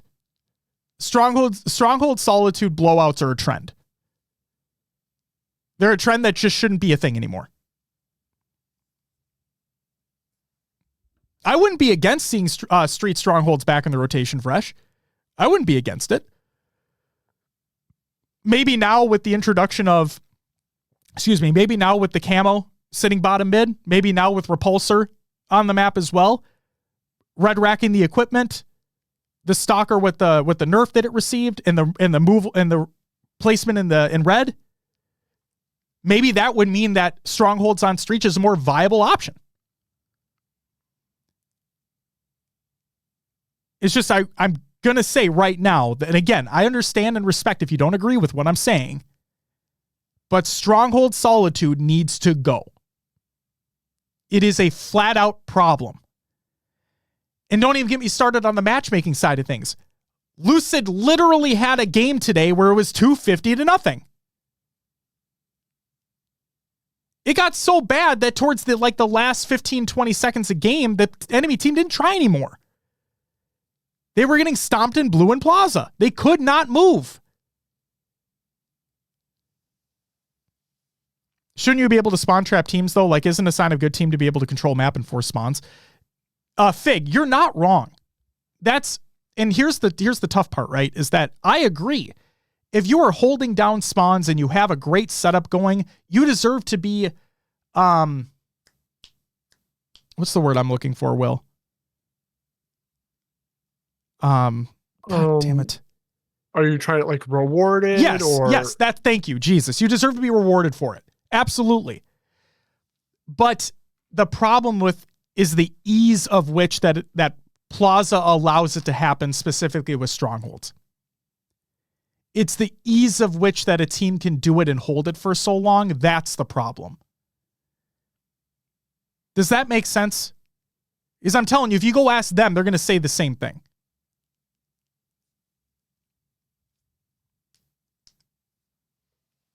Like, I'm all for a team executing a plan to perfection. Because, Will, thank you for giving me the word. You deserve to be rewarded for that. 1,000%. But what I'm kind of getting at here is a Strongholds on live fire perfect execution of a strategy and spawn rotations and everything takes a lot more work throughout the game than it does in Stronghold Solitude. I think hopefully that provides a better context.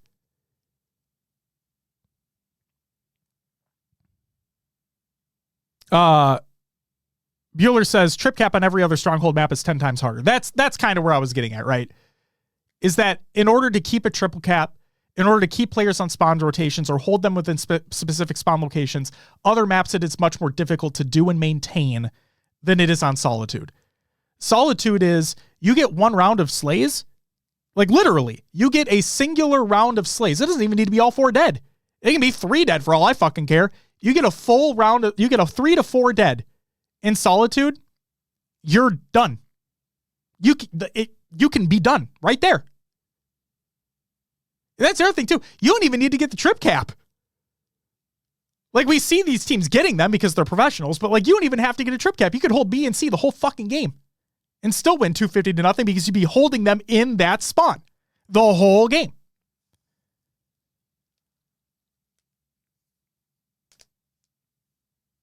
So, I agree with the take of taking out Strongholds and Solitude as well. Awesome.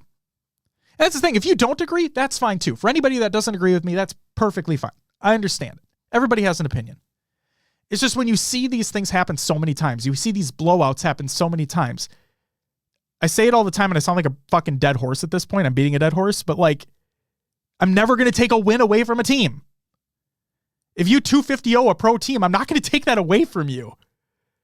But at the same time, Like, I need to look at it and be like, should this be happening as frequently as it does?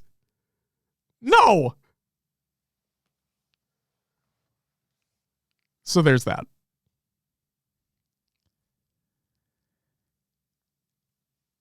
Couple points of note here.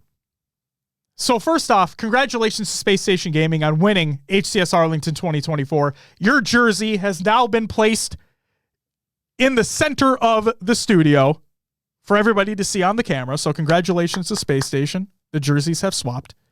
But a couple points here, Will, I wanted to point out that might sound kind of crazy. Okay. Okay. And this may also feel like, so you know, Will, that there's a lot of people out there who don't want 3 Slayers in a best of 7, or don't want 2 Slayers in a best of 5, or don't want Slayer at all. Sure. And you know how we love a Slayer? They're exciting to watch. They are. Well, what if I gave you these two little nuggets of information for you? SSG only won a single objective game within that entire series, which was Strongholds on Solitude in an absolute fucking blowout. Optic didn't win a single Slayer within the series.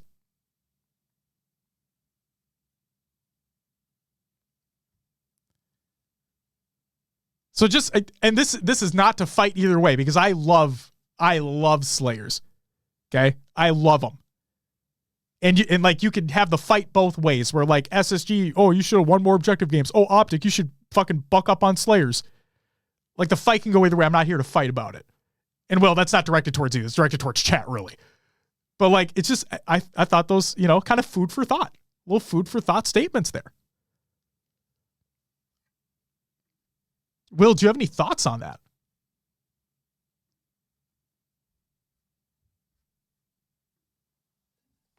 Everyone practice your Slayers, I guess.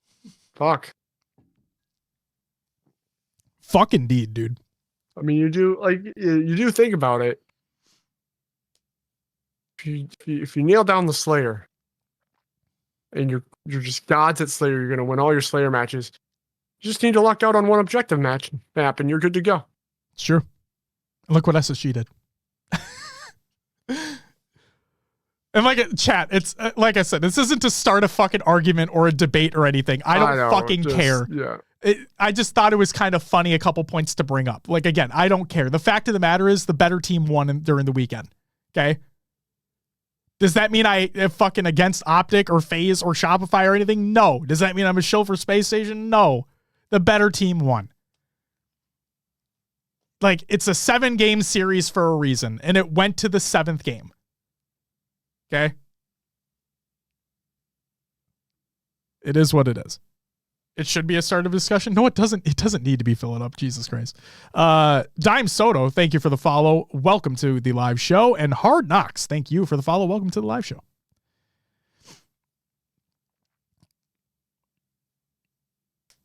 Will's hockey sweater keeps making me think his chair is really tall, like a throne. I can see it.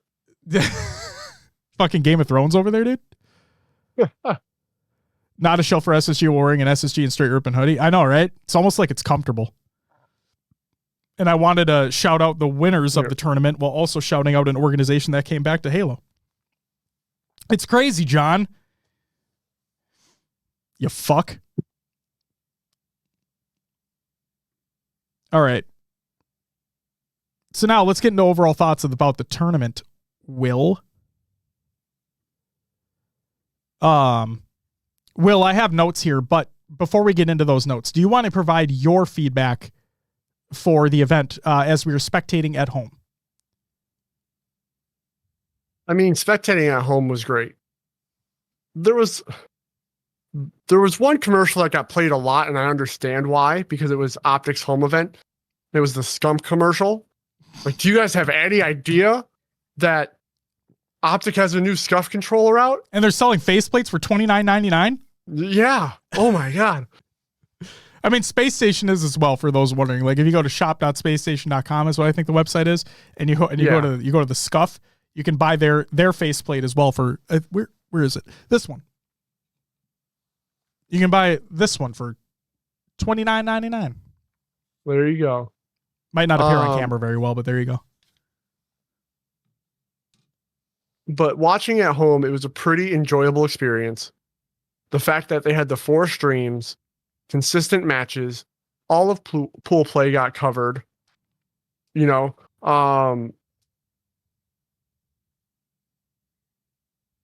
matches were interesting to watch. Had good storylines this weekend. I know that's out of the control of the HCS. That really comes down to the teams, but no, they were there nonetheless and made it more interesting to watch. And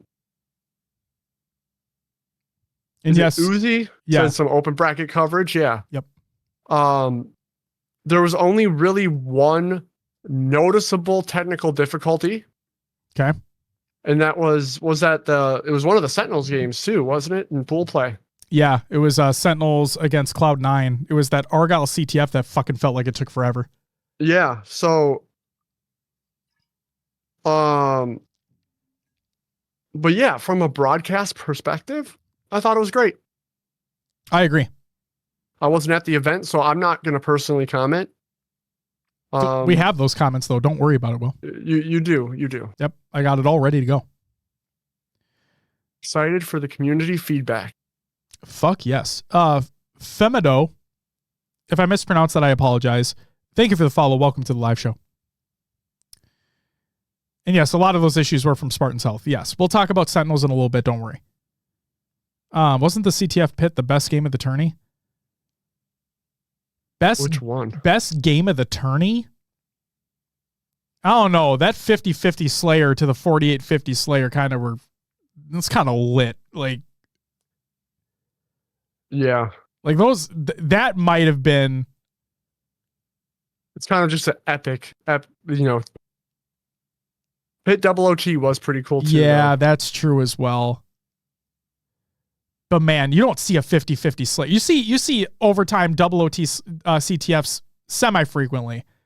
You see overtime CTFs all the time. You see OOT a little bit, but a 50-50 Slayer, holy shit, you rarely, if ever, see that. Yeah. And yeah, Ongoy, that's true. Like every SSG Optic map was insanely close except for Solitude Strongholds. Not only that, but their winners final matchup was incredibly close too. Like both those series, the game 5 in winners final and the game 7 in grand, like both those series were phenomenal. Phenomenal.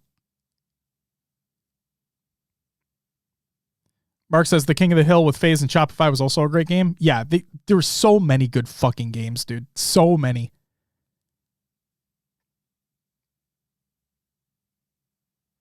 So fucking many great games. And that's the beauty of this event is that this was...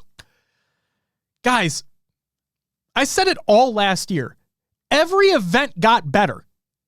Last year, every event in terms of game... Arlington was a shit show last year, but every event in terms of gameplay last year got better. Every single one. And the fact we start this year off with an absolute banger, and that's the start? Like, the fuck? We have 3 more majors and worlds to go, and that was the start. And that's the best. We haven't even seen the best of what these teams have to offer. Any of them. Like, that's insane. Oh my God. I'm so happy. Holy shit. Will, just jumping off what you were talking about, I agree. From a spectator standpoint at home, it was phenomenal. In my opinion, there were no sound issues, which we'll talk about at the event because there were. But no, from a spectator perspective at home on the streams, to me, there was no sound issues. Everything came through crystal clear. Yes, the Sen C9 series had some technical issues, and there were some other ones sporadically throughout the event, but like the majority of it felt pretty smooth. It was just, it was a great time to watch. Great time to watch. But now, let's get into the event as a whole, this time from those that are actually at the event. So let's talk about the good first, because I think we should open up with the good. Let's open up with the positive. From a venue perspective, the venue was slightly larger due to the removal of the wall that was separating open and feature stations from the main stage. So for those that went last year, for those who don't know, or for those who did go last year and do understand, that there was a divider wall that was placed between where the main stage was and the open bracket feature stations. Because of that, the open bracket feature stations were so fucking cramped that you literally like couldn't get anywhere. You couldn't watch games. You couldn't fucking stand around. It was a shit show. So from Ashley, she says the Passion Pit was easy to get into and watch the games without feeling overcrowded. There was a bar for drinks in the Passion Pit area as well. So it sounds like they moved the bar because last year the bar was sitting right outside where main stage was. So like right outside that door, like where the merch and the food was, they had a bar there. So it sounds like they moved the bar this time to where the Passion Pit was. And who doesn't love drinking alcohol where the passion is? You know, that sounds wonderful. And then from Riz, he says people were able to walk around the Passion Pit without touching butts with anyone else. So that's a positive. Yeah. We take that as a positive. So yeah, sounds like the Passion Pit in the feature station area was much easier and much nicer to get around. Love that. The addition of side tournaments was nice from majors of last year. So yes, they finally had side tournaments. This one, I think there were 5 in total, if I'm not mistaken, excluding FFA. Like I don't include FFA as a side thing, but I believe there were 5 side tournaments that took place. So that's cool. But there was a detriment to those, and we'll talk about that in a little bit. There were additional merch booths this time around with Cloud9 and the introduction of the Straight Rippin' booth. Apparently Straight Rippin' was fucking awesome because they had the Straight Rippin' Octagon map made by Arthur Bloodshot. So shout out to Bloodshot on that. And apparently Tom, the T-Squared Taylor, was hanging around there a lot and playing Octagon with the folks. So you love to see it. You love to see it. I see that. Hold up. I'm going to wash your mouth if you keep on swearing. Oh, get ready because it doesn't stop, D-Tove. D-Tove D. Thank you for the follow, by the way. Welcome to the live show. I swear quite a lot, so if it's not for you, I understand. It's all good. No hard feelings. From Riz, he said, I never had any issues getting food at this event. They always had what I wanted and when I wanted it. An improvement from last year. Because for those who don't know, last year they fucking ran out of food. So they didn't do it this time. Sweet. Love that. And then from Legendary C4, he says the photo op area had the 405th Spartan Company and allowed you to hold their props during photos, which is also pretty fucking awesome. So yeah, but I feel like you don't always get that out of cosplayers, right? That's right. What kind of food did they have? Ashley, are you still here right now? If Ashley's still here, she had like a rundown of what was included. Or Riz as well. There you go. Okay. So the broadcast and production side of things, LVT bringing on Furzilla for the event, who brought in an incredible amount of passion along with Spanish casting. So if you had the opportunity to check out the LVT cast, or you can check out the VOD in the Google Doc, the shows of the show, they're all there. Yeah, they brought on Furzilla, who Spanish caster. He did an incredible job, and they did like multi-language casts. So it was like him and tools and whatnot, and they would do like English, Spanish. It was fucking awesome. Go check those out. Shout out to Furzilla. Shout out to LVT for bringing them on. Again, we're still in the good section here. Gameplay. Technical difficulties appear to be less present, at least with the PCs, because we'll talk about the consoles in a minute. And then it was still some of the best Halo we've ever had the pleasure of witnessing. That has never failed, and I hope it never fails. And then from a player side of things, this is from Mouse TV. He said Frosty hopped on a FaceTime call with Mouse's son. So fucking shout out to Frosty, man. Just remember when I told you guys, and if you're new here, I understand if you didn't hear this from me. But during our pre-show last week, I specifically mentioned if you are attending the event and you have the courage to do so, or if you don't, I ask you to muster up the courage to go say hi. If you see any of your favorite players walking around, any of the talent walking around that you enjoy, go say hi. Because they do genuinely like and appreciate that. As long as they're not busy and doing something else, obviously. Like, don't interrupt them. But if they're there, if they're just enjoying the event, and they're around, or they're watching matches, or whatever it is, go say hi to them. Okay? Let them know you enjoy what they're doing. Let them know you love how they play. You love the team, whatever it may be. And Mouse's experience was literally that. Where Frosty, I think, Mouse, you said Frosty's sitting behind you. You strike up a conversation with him. You ask a favor if it's possible. You get your son on a FaceTime call, and Frosty's able to chat with your son. Pretty fucking cool. So shout out to Frosty for even doing that. And shout out to all the players and the staff and everything that just make the experience so much more. Now, let's get to the not so great. Let's talk about the bad.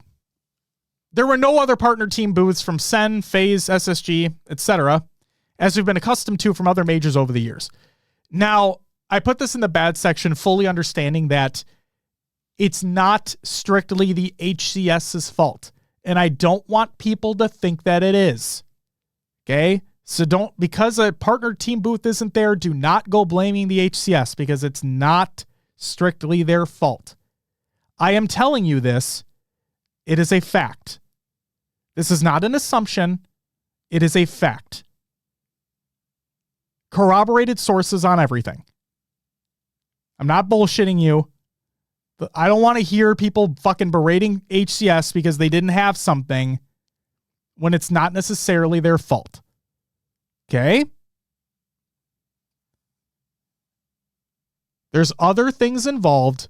There's layers involved. That is all I will say on the matter. Moving on. Something that is the HCS's fault, or I'm going to blame them for because this is strictly their shit. There was no HCS merch at all at the event. So for those who attended last year, you would know that the HCS merch was combined with the Optic merch. So where that the main booth where Optic was, they had traditional HCS stuff there as well. Not this time. They didn't have HCS merch at all. So that was non-existent. That's a no-no. Do better. Speaking of food here for a second, food and drink, I guess you could say, Riz says that there was no free Mountain Dew like last year. So that's unfortunate. First, we don't get rock stars. Now we don't get Mountain Dew. What the fuck? And now let's talk about the sound. The sound was bad over the weekend due to various reasons. So I got multiple pieces of information here regarding maybe it was only bad on Sunday. Maybe it was bad throughout the entire weekend. So here are the accounts that I have. From Riz, he said, this is one that I believe did not improve from last year. If you were at the venue, the game's audio overshadowed the commentary. We could barely hear the desk at times. From Corey, Lqgend-ary C4, he says, I was able to coach my friend's team, and we started our first match on the closest side to the main stage. And the sound was overwhelming to a point where my team had trouble hearing the game. This was one of my worries. This is Josh talking now. This was one of my worries when I heard that that wall had been taken down. Are you going to be able to hear shit on the feature station or open bracket if main stage is right there? But Corey goes on to say that when I played FFA on the far backside, it wasn't so much of an issue for myself. Okay. From Deuces Wild, he says, my biggest complaint for the event was the audio. On Friday, Bravo, the caster, was almost painfully loud, while on Saturday, the other casters that weren't Bravo were always too quiet. All the listen-ins except the grand final games were too quiet to the point that during the loser's final game, a "we can't hear it" chant was started. Then, during the grand final game, we could finally hear the player comms. So due to a chant that started in the crowd, they finally decided to turn it up. And then from Mouse, he also goes on to say that there was a chant to turn it up during the loser's final, and that's what it took to get them to turn up the listen-ins. And then from an overall standpoint, I include this in the bad as well. From Deuces Wild one more time, he says, I do wish there was more for the average non-competing person to do. As a spectator, the event was cool because I love watching competitive Halo. My son got very bored though, and there was nothing I could really do with him. We brought a Switch because I kind of expected that to be the case. So he already had expectations. He knew what to expect going into it, but just, this is a hard line, right? This is a hard line to follow, a hard line to to walk along is, what do you do with the space that you're given to provide other things for non-competitors to do? Because on the one hand, you had a few free play stations that were near like the food and the other booths and whatnot. And then Straight Rippin' had their Octagon thing going on. But unless you were competing in the open bracket and the side tournaments in the FFA, it's really all you had. And you have limited space. You have a budget. It's hard. It's a hard line to follow, right? I don't know what you would necessarily do. But I do understand the sentiment, because Mouse isn't the only, from Deuces Wild wasn't the only person to say it. Like, over the years, the events that we've been to and so on and so forth, we've gathered feedback for so many of these events now. It's like, it's a common theme, is there's not much to do other than watch the matches, which obviously that's what you're kind of there to do, is watch the competitive Halo, watch these top teams play, and then see a champion crowned. But at the same time, like, I understand sitting in a chair for 12 hours a day isn't the most fun thing in the world to do. So having other opportunities to do stuff around the event would be nice as well. Zugzi, or I'm going to mispronounce that. I apologize. Thank you for the follow again. Welcome to the live show.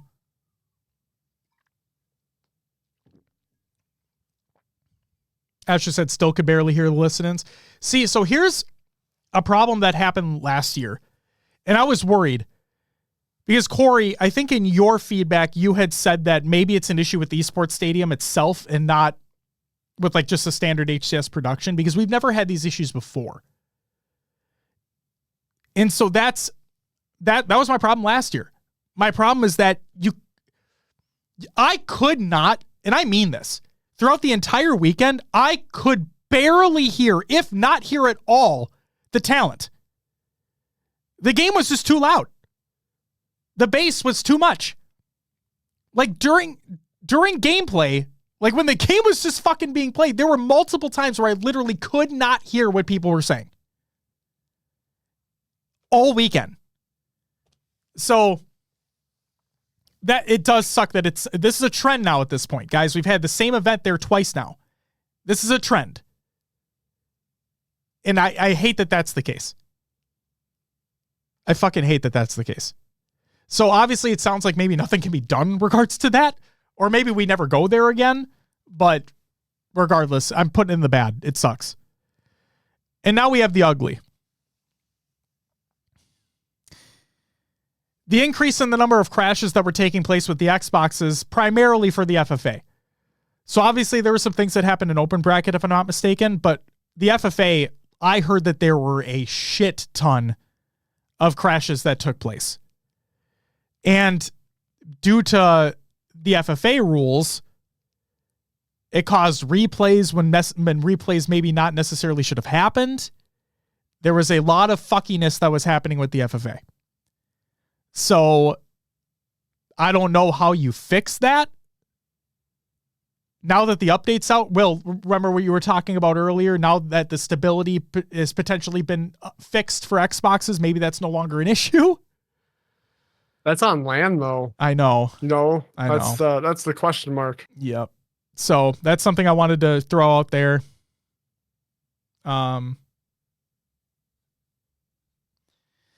Players were able to budge in line for the side tournaments, preventing folks that had been waiting for from being able to sign up.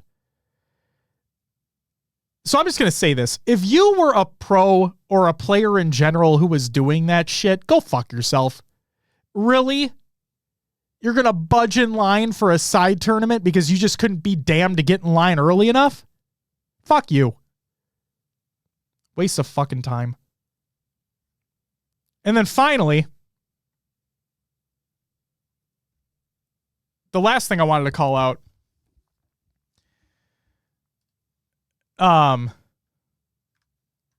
actually, before I do that, I got, let me cue it up. Let me cue it up because this is classic. This is just fucking classic. I apologize if it makes noise here. I stopped it. I stopped it from making noise. Okay, here we go. You guys ready for this shit? You guys ready? Who's ready? I think this deserves a mind freak. Do you guys think it deserves a mind freak? I think it deserves a mind freak. Are you ready? But Josh, what are we ready for? That's a great question. Are you ready for cream cannons? Because they're back, baby! I hit the wrong button. Nice. I'm sitting here looking at the monitor. We'll get it! And SSG will be the first winners of this Give me the season. cream, baby! Here in Arlington. Give me the cream cannons, baby! Legend makes history. Give them to me! How about it? Chills here for me. There's the cream! The cream cannons are back! As a European player wins the It's a first staple ever now, major Josh. event I'm pretty sure in we'll 2 have them at decades. every event. The cream! They were a little better reds this time, in my opinion. I mean, it's fucking, it's just white splatters, you know? It's Sure. There's a reason why I put it in the ugly and not the bad, Will, because they're just ugly to look at. You know what I mean? So yeah, there What you happened go. to real pyrotechnics? Come on. Yeah, what the fuck, Let's set the guys? stage on fire. What the fuck? They changed the colors this time? No, they didn't, Mouse. It's still white. They're still white. They're cream cannons, dude. Juan, you kind of liked them? I respect it. I respect it. What's up, Thonky? Welcome back. What did I just join into? The good, the bad, and the ugly. And we just got to the ugly. The cream cannons, ladies and gentlemen. See, here's the funny part about this is that this was a running gag last year. Is that we simply could not fucking believe that was the celebration that was received. Like, you get like confetti or like legit fireworks that are on the sides of the stage or whatever the fuck. And for some reason, they just have white effects that blast on the screen. And we made the running joke last year that it was like fucking cum. And so all this weekend, we were wondering. We talked about it in Discord. We talked about it in the after party. We were wondering, will the cream cannons return? And sure enough, they fucking did. So the cream cannons return, ladies and gentlemen. There you go. That's the last part of the ugly that I have. So yes, all jokes aside, overall, it seemed like this event was a massive upgrade versus what happened last year. Just bar none. It seemed like it was a massive upgrade from last year. At the same time, my bar, like, I have my expectations of what a major should be. Okay? Do you know why I have those expectations? Because of literally every other fucking major that was never nearly as bad as Arlington last year. So my only thought in the back of my head was, they can't fuck this up again, can they? And then we got confirmation from folks at the HCS. I'm not going to name names, but we got confirmation from folks at the HCS before the event started that, hey, we just want you to know that community feedback had been taken and we had acted upon them. And we believe this event will be far better than last year. And I'm like, okay. Obviously, I'll personally wait to see it and wait to get that feedback from those that attend. But it sounds like I can safely say that this was a dramatic improvement over last year. Did it still meet my expectations of what a major should be? I'm going to say no. But I don't mean that in a negative way towards the HCS. I mean that in a sense of like, when I think of a major now, obviously now we include the side tournaments. This one had the side tournaments. Fantastic. I know this is going to sound stupid. And again, I said it earlier. It's not strictly HCS's fault. So I don't blame them for this. Okay? But at the very least, in my opinion, most of the partnered organizations should have booths at every major.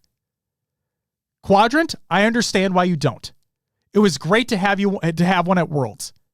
And especially that kind of makes sense. The World Championship, they were finally able to get something set up. They brought enough merch over. It was great. But it can also be a logistical fucking nightmare for them. So I don't necessarily blame them. Okay. But everybody else, in my opinion, a major at bare minimum, and again, this might just be me, should have at least most of partnered teams should have a booth. Most. And the other beautiful thing is, here's the other beautiful thing, guys. It is confirmed. And we already knew this, but it was nice to see it actually happen. Now, we know that Native Gaming had stuff going on at SLC last year, but SLC was not a major. Okay? But you know who had a booth this year that's not a partnered team? Straight Rippin'. So we know for a fact, and again, we already knew, but we saw it, that you do not have to be a partnered team to have a booth. So therefore, I throw a ball into Native Gaming's court, right? I mean, like, hey, if possible, it might not be possible, but if possible, would love to see Native Gaming have booths at the other majors, right? Would love to see Straight Rippin' continue to have booths at the majors. Because now we fully know that it doesn't need to be a partner team to have one. And I'm not saying I'm putting that in my expectations. That's not the case. But again, like we only have so many of these events a year, right? We have 4 majors this year and a world championship. You only have so many opportunities as an organization to promote your brand even further. Guys, spoiler alert, folks. To all the organizations out there, people want to buy your shit. If it's good. I mean, Optic didn't have great shit this year, but regardless, if you have good shit, people are going to want to buy it. Straight Rippin' sold out of one of their hoodies immediately. People want to buy your stuff. So if you have an outlet to do so, bring it. If you can. That's a big thing. There's a lot of logistics in place here. There's a lot of hoops to jump through. But if you can have a booth at a major, bring it. People want to buy your stuff. People want to support your organization. People want to support the players that are on your team. Give them an opportunity to do so. Please. What's up, Shurzy? How's it going? Hope you had a safe flight home.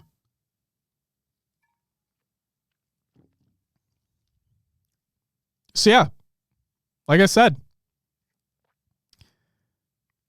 this event, from those that attended, from the feedback that we had received from those that were there in person, from watching at home as well, this was dramatically better than last year. So I want to say this right off the top. To Optic for putting on the event. Because there are so many people involved that put on these events, that put on these productions, that put on these broadcasts. To everybody involved from Optic's team, from the Esports Engine team, from the HCS team, from the LVT team, from everybody involved that helped with everything that had to do with the event, security, concessions, whatever it may be, thank you. Sincerely, thank you. To all the players who played out of their fucking minds, thank you. Thank you for putting on a show for everybody at home. To the talent, to every piece of talent, Shurzy, you're fucking included, obviously. To everybody that was on that desk, to everybody that was on those mics, thank you. The show wouldn't be the same without you. I feel like you guys don't get enough praise as it is. The show simply wouldn't be what it is without you guys. And I mean that. So thank you very much. We don't need to talk about our predictions because they were absolute horseshit, but went out the window quick. Yeah, so we'll talk about why they went out the window, but before we do so, Will, do you want to go through the placings of Arlington, please? Sure. I guess 13th through 16th. Yes. Business, Bittersweet, Ascend Baseline, and Sentinels. 9th through 12th. Darkest Hour, Lore Gaming, Native Gaming, and Cloud9. 7th, 8th, we had Quadrant and Proton Gaming. Great placings in 5th, 6th from Foe and Complexity. Shopify Rebellion eking out that, well, I shouldn't say eking out, but getting that 4th place. In 3rd, we had FaZe. 2nd, Optic Gaming.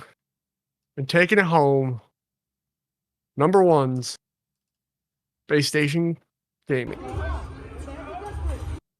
Space Station. Bound finally gets his major win. He did. He absolutely did. Shout out Lqgend representing EU. That's right. That's right. What's up, Revan? Welcome back.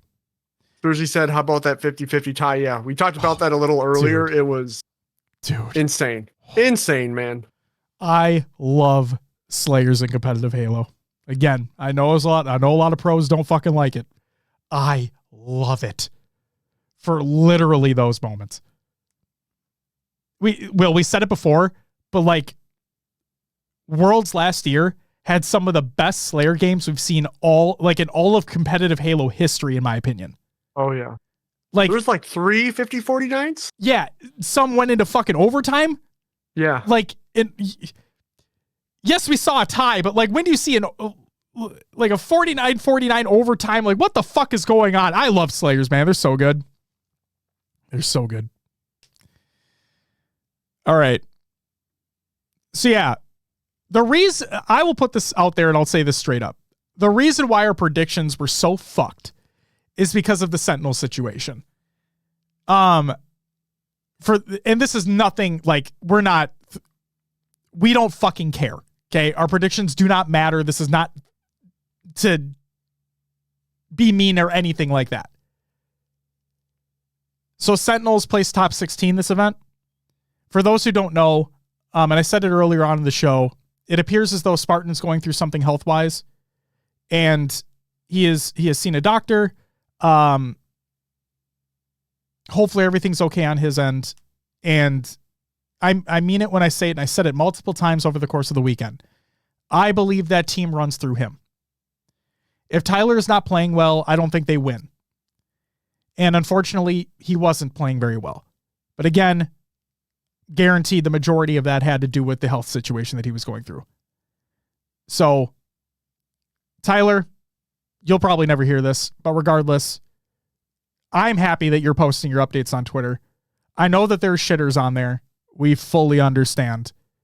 But I know we appreciate you posting those updates. We want to make sure everything's okay, and we're wishing you the absolute best.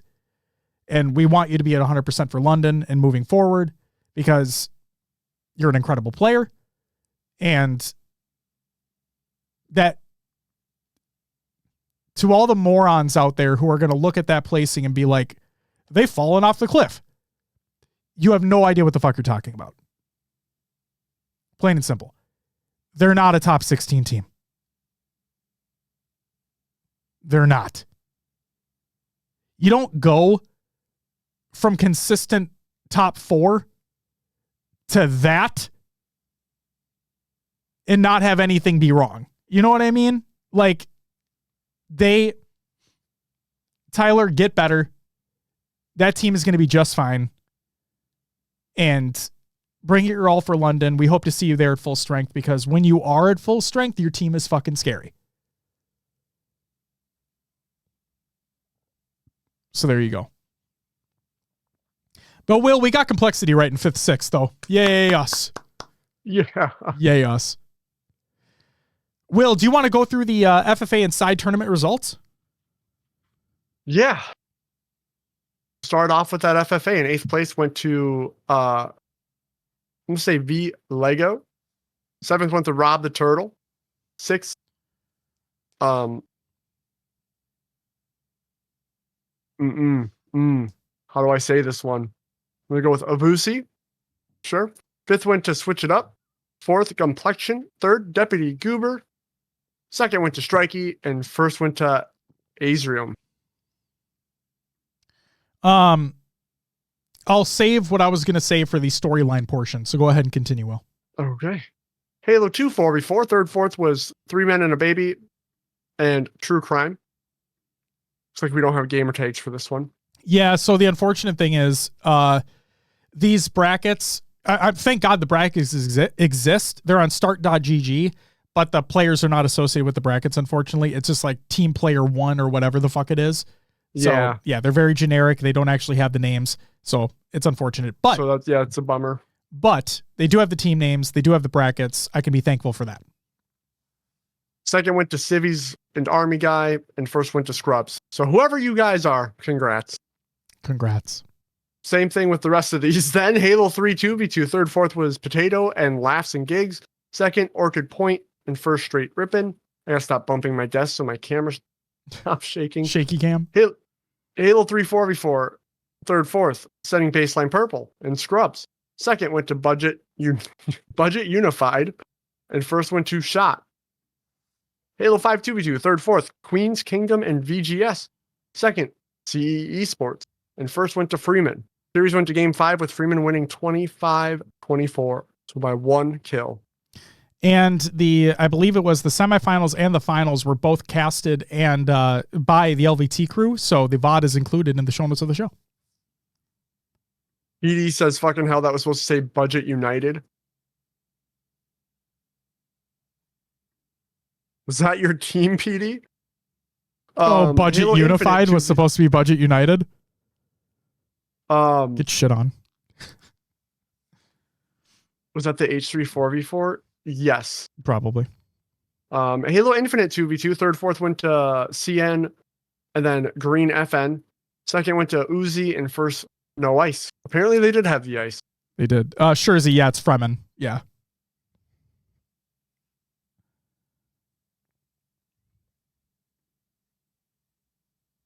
And again, LVT has the VOD for the Halo Infinite 2v2. That is included in the show notes as well. Go ahead, Will. What were you going to say? Player awards we got next. You want to take those, Josh? Sure. So main Slayer went to Stellar. Best Objective went to Lucid. Best Support went to Dead Zone. And Best Coach went to Best Man. So the main Slayer thing, it was a running gag that we had during the after party stream because it was funny that Saturday night, so the awards are given out Sunday morning, okay? Before shit really starts, Sunday morning is when the awards are given out. Therefore, the play that's taken into consideration is Friday and Saturday, okay?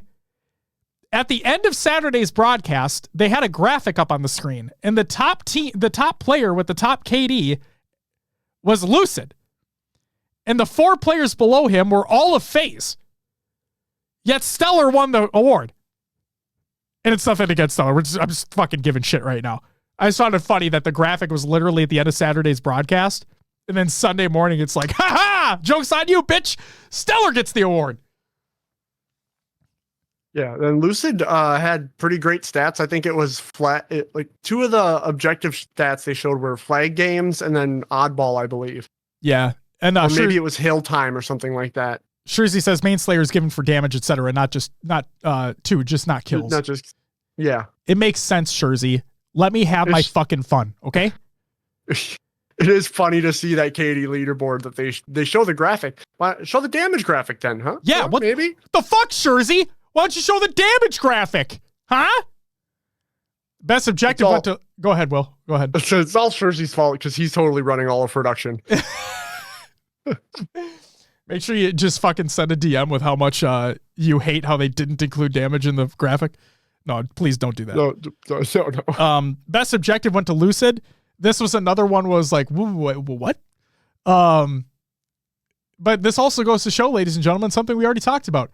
Roles don't exist in Infinite. Because I'm going to be honest. Would you ever consider Lucid to be the objective player? No. And don't lie. Best support went to Dead Zone. This was kind of expected.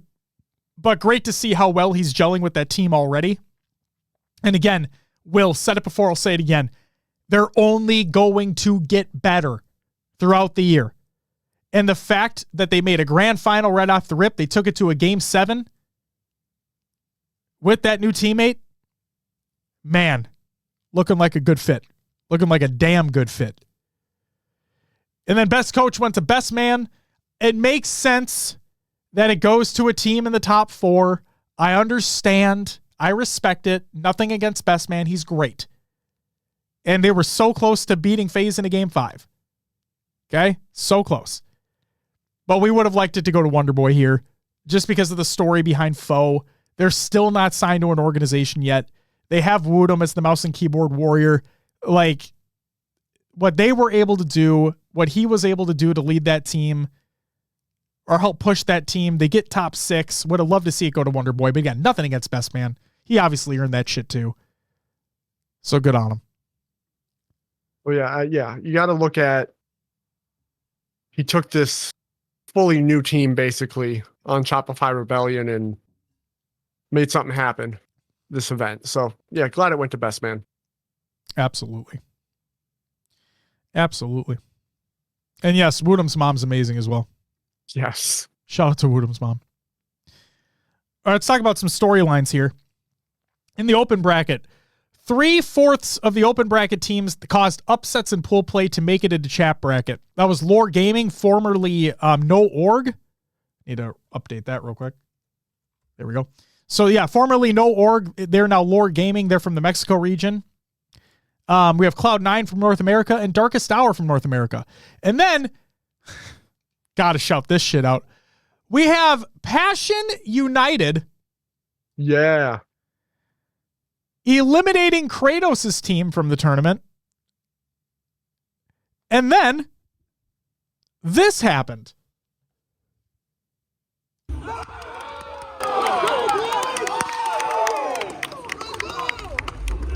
Wait, did you see it? I don't know if you guys saw it. Did you see that at the top right corner of your screen? See the top right corner of your screen right there. That was ladies and gentlemen, that was Kratos smashing his controller on the ground. There you go. There you go. Let's talk about the FFA real quick. Azirum and Strikey, both from the Mexico region, taking first and second within the FFA respectively. Don't think that's ever happened before. And Azirum or Azirum, I apologize for mispronouncing his name. He got his picture with Lucid, ladies and gentlemen. He did. He said in order for his dream to come true, he would love to get a picture with Lucid. He got it. He fucking got it. Let's talk about some players here. Woodham on Foe. He's the youngest player in the HCS currently. It was his first HCS LAN, as a matter of fact. And he's the first mouse and keyboard player to make top 6 in Halo history, which is pretty fucking insane. So, shout out Woodham. Woodham, rocket everywhere. Let's talk about Legend. He made history for all players in the EU region as well by becoming the highest placing EU player in Halo history alongside Space Station Gaming to win Arlington 2024. Then we got to talk about Bound as well, because this, believe it or not, ladies and gentlemen, was his first major win. Yes, we know Space Station won SLC last year. Guess what that wasn't? A major. It was a global invitational. It was still fucking rad, but it wasn't a major. This is Bound's first major win.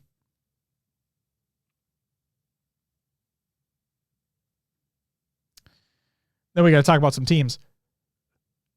Team business. We talked about it briefly earlier with the Rostermania stuff, but here's the here's the whole timeline, I guess.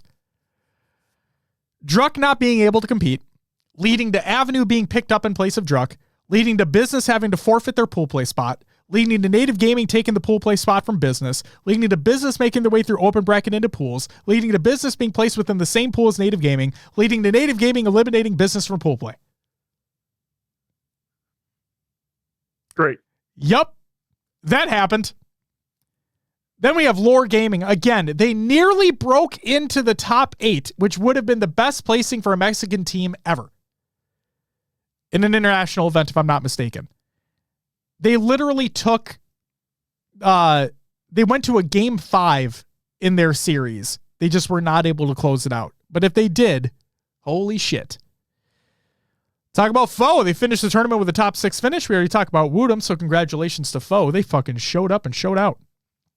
They were, as sure as he says, they were shields up, weapons hot in that bitch. Why couldn't Druck play? Visa was not able to get approved. Again. Shopify Rebellion! Shopify are a solidified top 4 team, as anyone with a brain realized before this tournament even began. We just needed to see it to make sure. Shopify, Sentinels, and Fringe Complexity are your top 4 teams in this game, in my opinion. Optic, FaZe, and SSG, in any order based on Sunday, are your top 3 teams in the game. Everyone else is playing for top 6, top 8, top 12. Just kind of like a duh statement.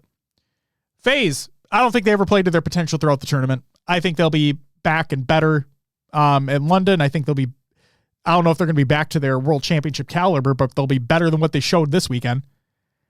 At least I hope they will. But we got to give teams their flowers here. Optic, even off the heels of unbelievable performance from individual players and Dead Zone playing lights out on this new squad, it just wasn't enough to overcome the new champions in Space Station, but they played phenomenally. Obviously, they weren't able to close it out, but besides that point, they played phenomenally throughout the entire weekend. That when they came out that hot against FaZe, I'm like, holy fuck. Whoa. It feels good to see that Optic again. Or it feels good to see this revamped Optic. It feels good to see this reinvigorated Optic. Because that's what it felt like.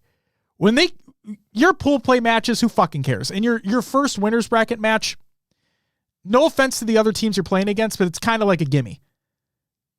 Again, tears to this, guys. This is no offense to other teams. I just watched the gameplay being shown. But when they came out that hot against FaZe, I'm like, oh my God, it feels so good to see them be scary. Because that just makes you think like, man, you could kind of tell from that point, even if FaZe wasn't playing to the best of their ability, when you watch Optic play like they did and watch Space Station play like they did, it's like, you know that Championship Sunday is going to be incredible. Like, you know that these teams are going to show out when the rubber meets the road and when all the stakes are on the line. Like, it's going to be phenomenal. And they did. And let's talk about Space Station winning their first major event as an organization, because again, SLC is a global invitational, not a major. I think people were really fucking confused during the after party and didn't understand what the fuck was going on. Space Station won their first major as an org. And again, they proved that the team change was worth it. Lqgend was amazing. I said it in the title of the show. He was Lqgend-ary. He was great. They played phenomenally. And yeah, again, these teams are only going to get better and it's going to be amazing. I can't fucking wait to see it happen too. Guys, relatively speaking here, put this in context, right? Relatively speaking, Lqgend has not been in the States for very long. Like, he's been here for a month, a month, if that. And they go to Arlington and win the fucker? Like, that's fucking crazy. So, oh my God, dude. I'm so happy for them. I genuinely am. I'm so happy that we have close matches and just great teams in this scene. It feels so good. It feels so fucking good. What's up, Gnarly? Welcome back. Oh, fuck. So goddamn good.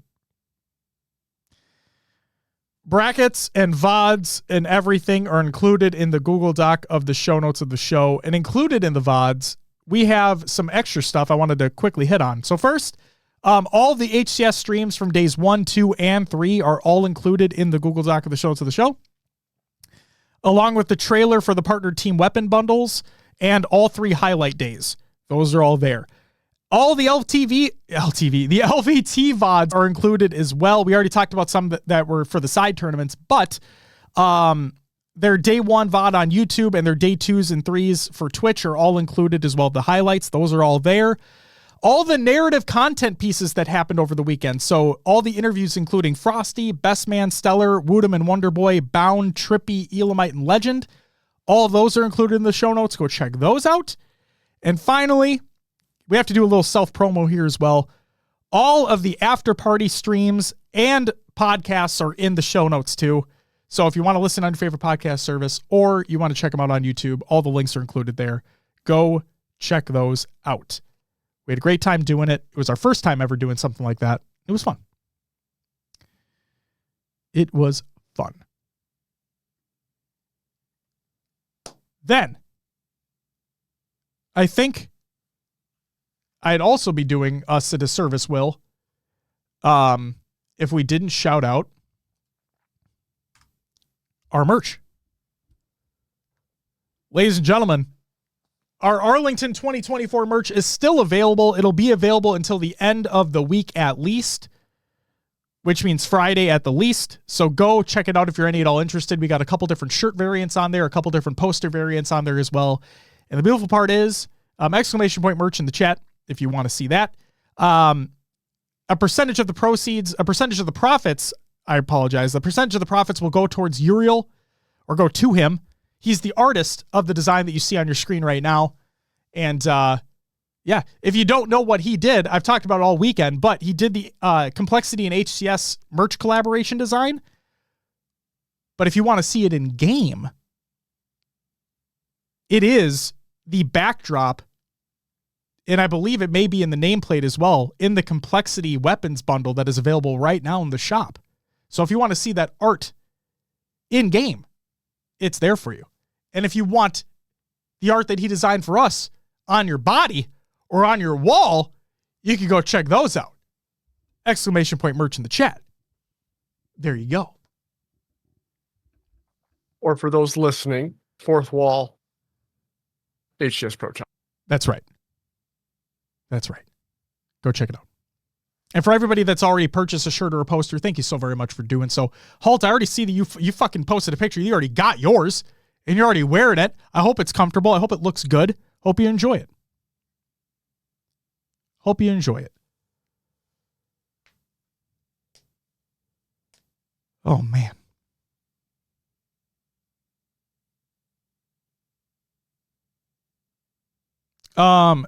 D-Tove, I'm going to respectfully disagree on that. The Sentinels comment? Yeah.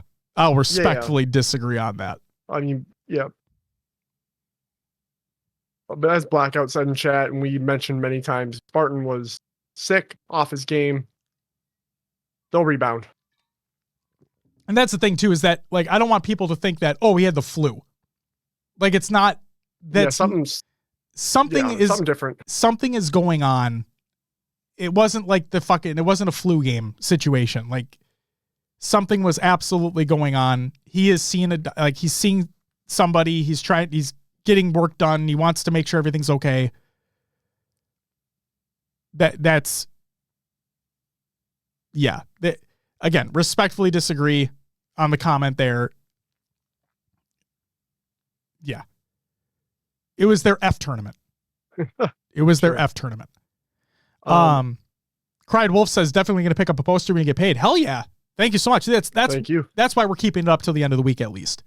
We want to give people the opportunity to do so.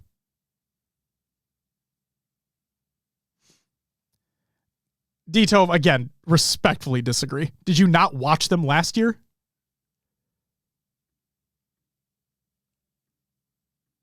Okay. Besides the point. I will say this. Though. Like, in all honesty, I'll say this. If Spartan's at 100%, right? That's my kind of bar here. If Spartan's at 100% and they're playing at the level that we expect them to, okay? That's a big thing, expectations. And prior placements on LAN. If they are playing at the expectations, at the level of expectation that I believe they can play at, and they do not perform well at London, we can have a different conversation. I am down to have that conversation. But in my opinion, this was their F tournament. Like, when you listen to some traditional sports media, like I listen to First Things First all the time. Like talk about F game, right? A team gets an F game a year where you're facing an opponent that on paper you should absolutely beat. But for some odd reason, that team just annihilates you. Look at the Dallas Cowboys. You know what I mean? Like, and this is, I know I'm joking right now, but this is no shade towards Dallas Cowboys. Like, you look at them and they have teams that they should beat, but the team just beats them. It's like, that's kind of weird. Minnesota Vikings happened to us too. It happens to every team out there. Yeah. Happens to every team out there. So I look at this as this was their F tournament. I don't think this was indicative of how they believe they can play, how we believe they can play. But D-Tove, I'll say this. If it becomes a trend, we're having this conversation. Okay? If it becomes a trend, we have the conversation. Go ahead, Will. I do have to ask, is it devoted, but it's just backwards? I think it's probably devoted, and it is backwards. Because the D is capitalized at the end. And if you spell it backwards, it's devoted. Now I look like a fucking idiot. Thanks a lot, devoted fuck! God damn it!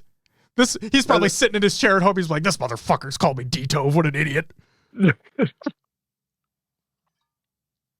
Yes, I was right. Congratulations. I was right. You were right. You got a name right, Will. Look at you. The roles are reversing. Look at us. Hey, who would have thought? Look, not me. Not me. All right.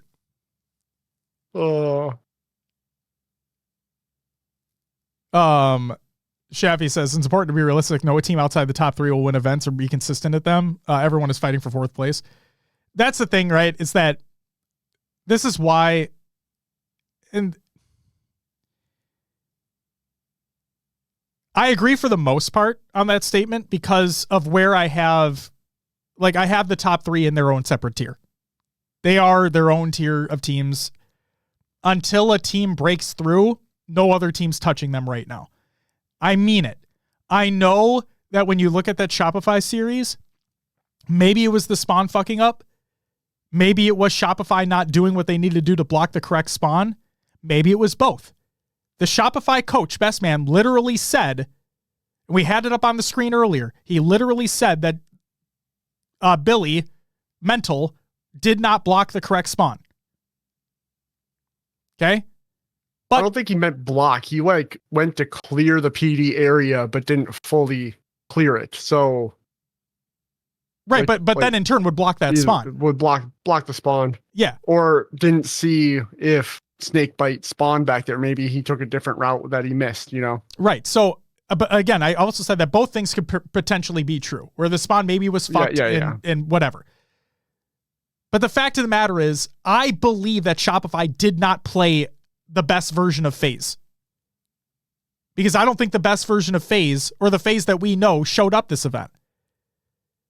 So yes, they got close, and maybe the spawn got fucked for them, but I don't take wins away from teams. You know what I mean? And we highlighted it. I was right and everything.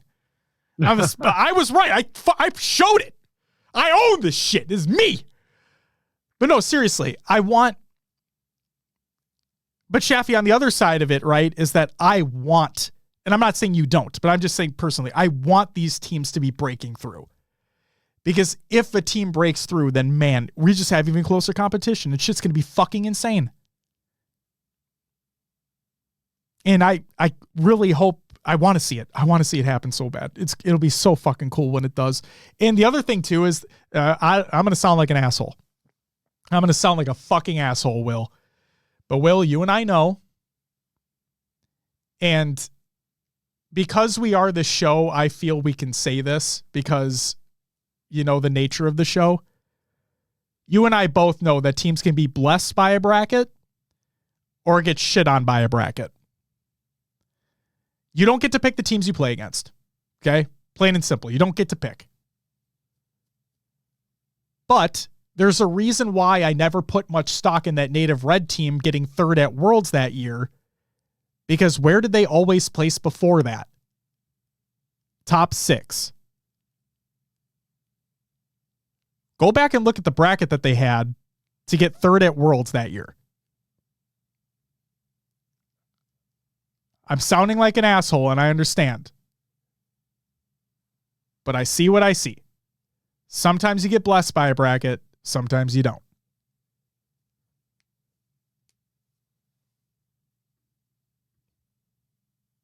So there's that.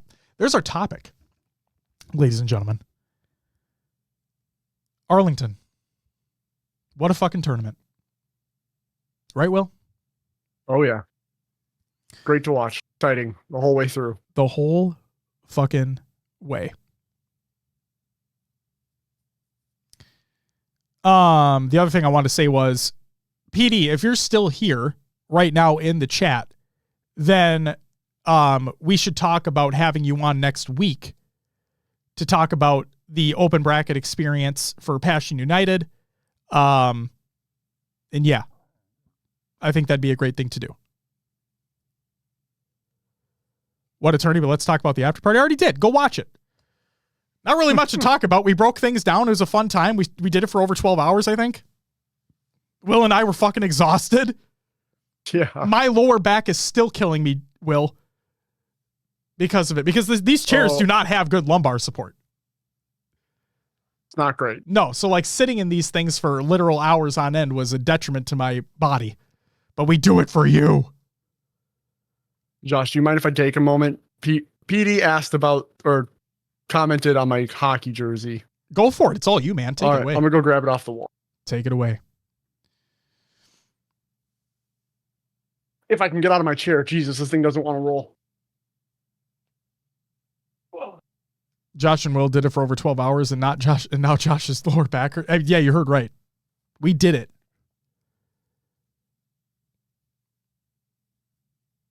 All right. Hold so on. I was okay. Well, nope. I'm going to comment on Just Cloud. I'll comment what you're saying in a minute. Go ahead. Okay. Will. Oh, I was just going to show it off. So this, I was part of a hockey team, rec league, Fighting Loons. Boom. That was our logo. This is the championship jersey. We won the championship this year. I'm kind of sad because some of the puck marks came out of it. Wanted to keep those on there, but yeah.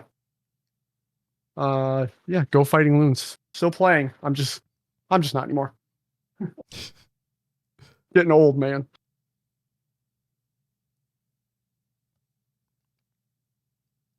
I don't even think Petey's here anymore. Sad. It's okay. Juan, I see your tweet. That's fucking hilarious. Hold on. I'm gonna try to bring this up right now. Hold up. This is genuinely fucking funny. People listening to the audio show are gonna have no fucking idea what's going on, but I don't care. I think this is genuinely hilarious. All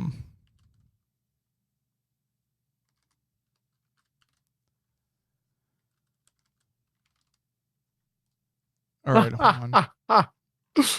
Yeah, this is just fucking hilarious. Okay.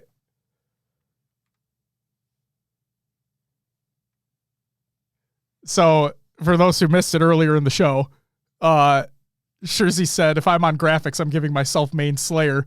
And Juan's like, anyone from the HCS production team want to accidentally make this happen? And then main Slayer Shirzy, top 3 kills. Oh my God. There you go, ladies and gentlemen. Shirzy, top of the leaderboard, ladies and gentlemen. Fucking badass over there. Oh, that's great. Oh my God. Thank you, Juan, for making that fucking tweet, you legend. Love it. Holy moly. I just took Seller's name out and put Shirzy's in. It was phenomenal. It Absolutely works. phenomenal. Okay, so Cloud, I wanted to comment on your comment. The Renegade, Falcade, Spartan, and King Nick. You do know that there was turmoil on that team, right? Just going to throw that out there. And they still got blessed by the bracket. I'm saying it as it is. I'm just saying it as it is. Like, I'm never going to take the win away from them. I'm glad. Congratulations to them to getting third that event. Like, never going to take a win away from them, but you know what I mean?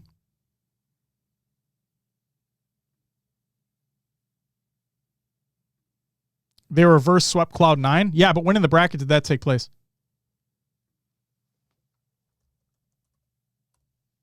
I feel like we're not going to agree on this, and that's fine. We don't need to agree on this. That is perfectly fine if we don't agree.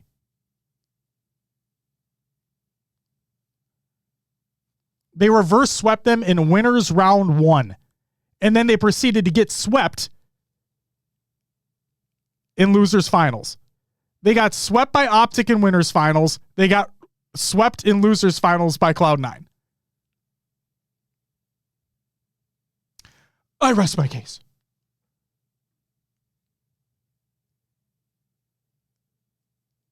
What did you make of Foe's run? Woodham cracked? Yeah, he's fucking cracked. Absolutely.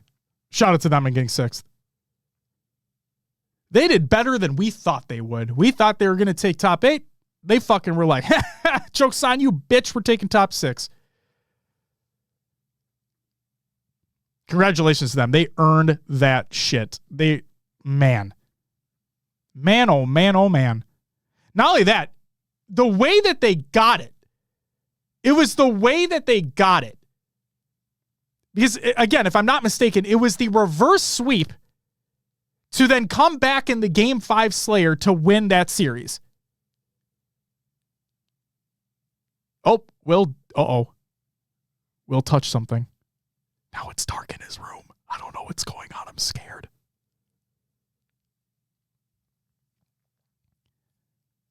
Not just shot, but decision making, right? Yeah, that's so gnarly. Here's my thing. Here's my thing with Foe. And I said this the after party. That's right. So here's the thing. I think he was walking away and he hit something, I'm pretty sure. So here's the thing with my feelings about Foe. It's the same feeling that I have with business and that I've always had with business. It's the same feeling I've always had with Native Red back in the day.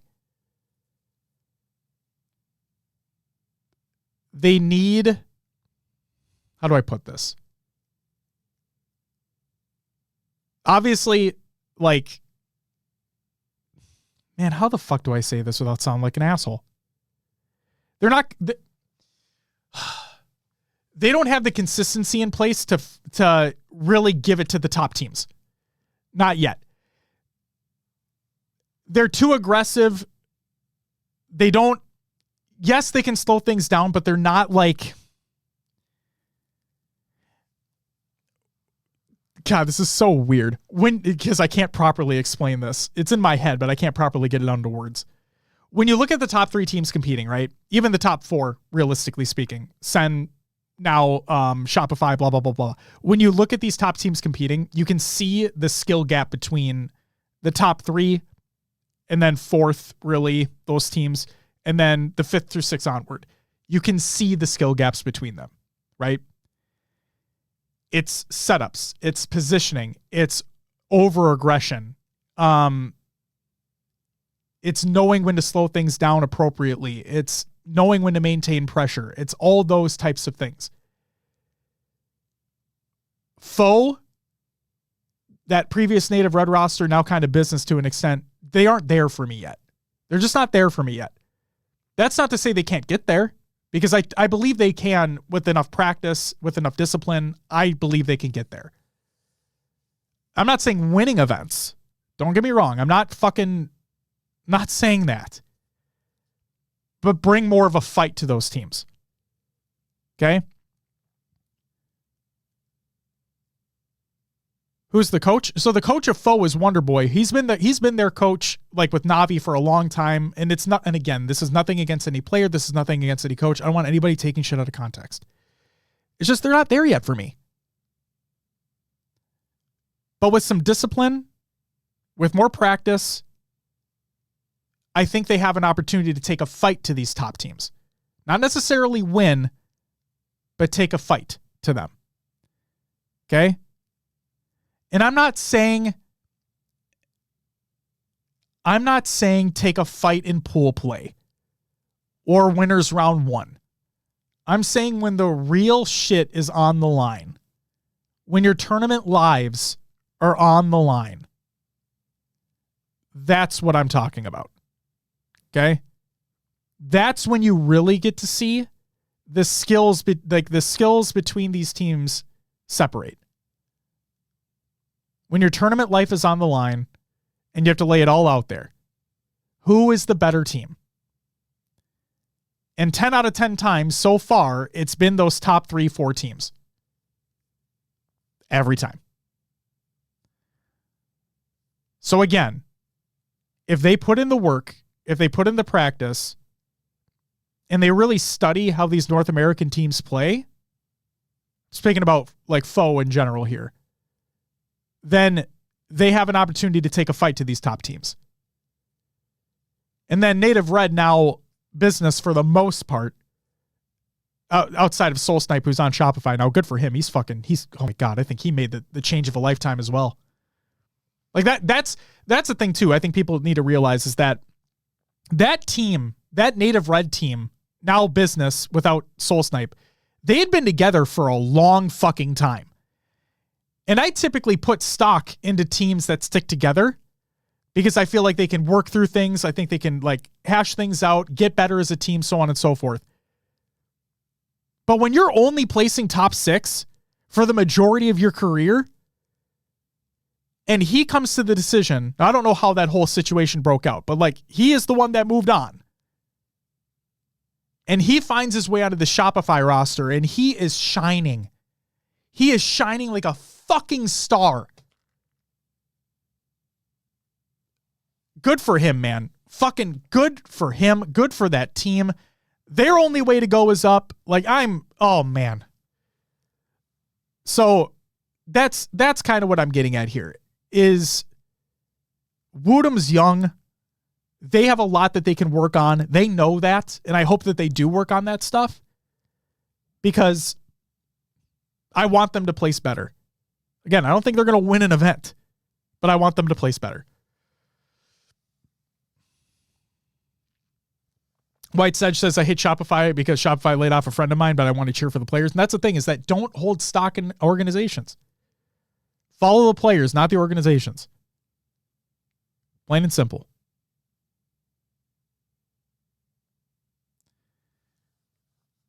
Yeah, Gnarly, it depends.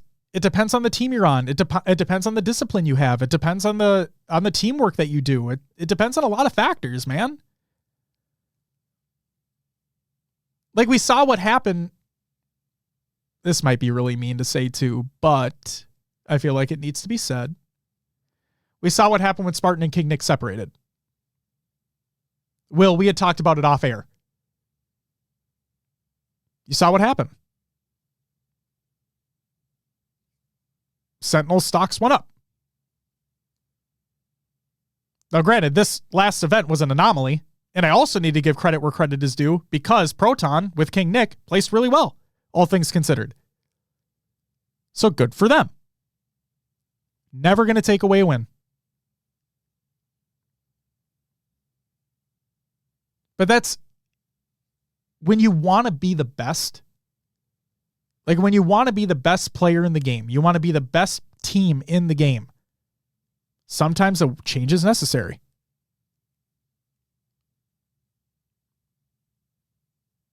We saw it happen with FaZe getting the 3 boys from Sentinels at the time. Or like the Sentinels guys getting Renegade, right? You see that. We saw Optic make the change to get Dead Zone instead of APG. We saw the Space Station change. Instead of Dead Zone, they get Legend. You got to do what you got to do. I hope so, cried Wolf. I really do. I really do. But I need to see it. And I know the rebuttal of, that Shopify FaZe matchup. I know. It just makes me so much more excited to see the rest of this year play out. It's going to be exciting.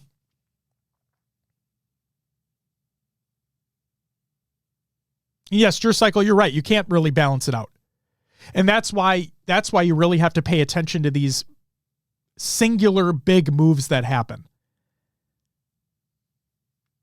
Like the Renegades, like the Legends, like the Dead Zones. You got to pay attention to these bigger moves, these singular moves. Will it work out? Will they gel? Will they not gel? Will they start placing right away? What's going to possibly happen? Are they going to win right away? And that's the other thing too, is that I don't want people Because I know there's people out there like, oh, fucking Optic took second. Like, why didn't they just keep APG? It's not the fucking same thing. What are your thoughts on Descendants' progress teaming up with Ryanoob? I love it. They are a fringe top 4 team in my opinion. And I'm not just saying that because they got top 6.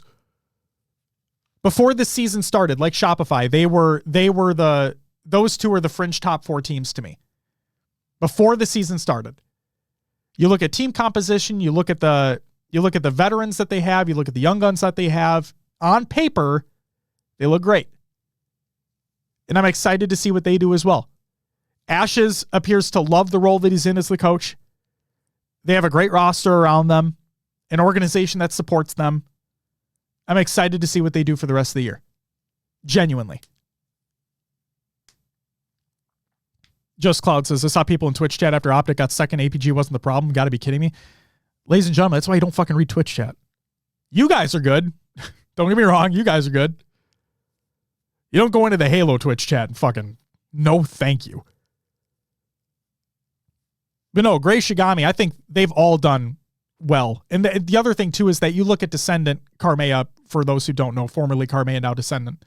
And you look at all the players on that roster, it's like, with Ryanoob's veteranship and the talent that they have on that roster, again, if they just work on the fundamentals, they work on practice, they're in that top 4 conversation all day. All day. Ryan's got to stop shooting bodies when he's in the middle of getting 3-0'd. That might help a little bit. That might help if he doesn't egg on Formal. You know what I mean? But no, I know the Formal clip in the after interview where he calls Ryan a shit or whatever. And like he comes back and says that that's just Ryan. Like that's just the way Ryan is. So there was no hard feelings fucking between them, I bet. Yeah, Ryan has a system that he likes to play within, which is fine. It's just my question then becomes, because we've seen some unbelievable, if you guys go back to last year, and Will, I'm sorry for keeping this going. If you guys go back to last year and you watch some of the setups that Ryan had constructed with his teams, some of them are phenomenal. Like some of them were like, what the fuck just happened? But my question for Ryan specifically is, when something breaks down, how quick are you to adapt? That's my question for complexity throughout the year, I guess you could say. Is when the plan doesn't go, when it doesn't go according to plan or a setup isn't executed the way that you were expecting, how quickly can you pivot and how quickly can you adapt to this situation? Because I think if you can adapt quickly, then, I mean, a lot more wins are going to be in your favor. So.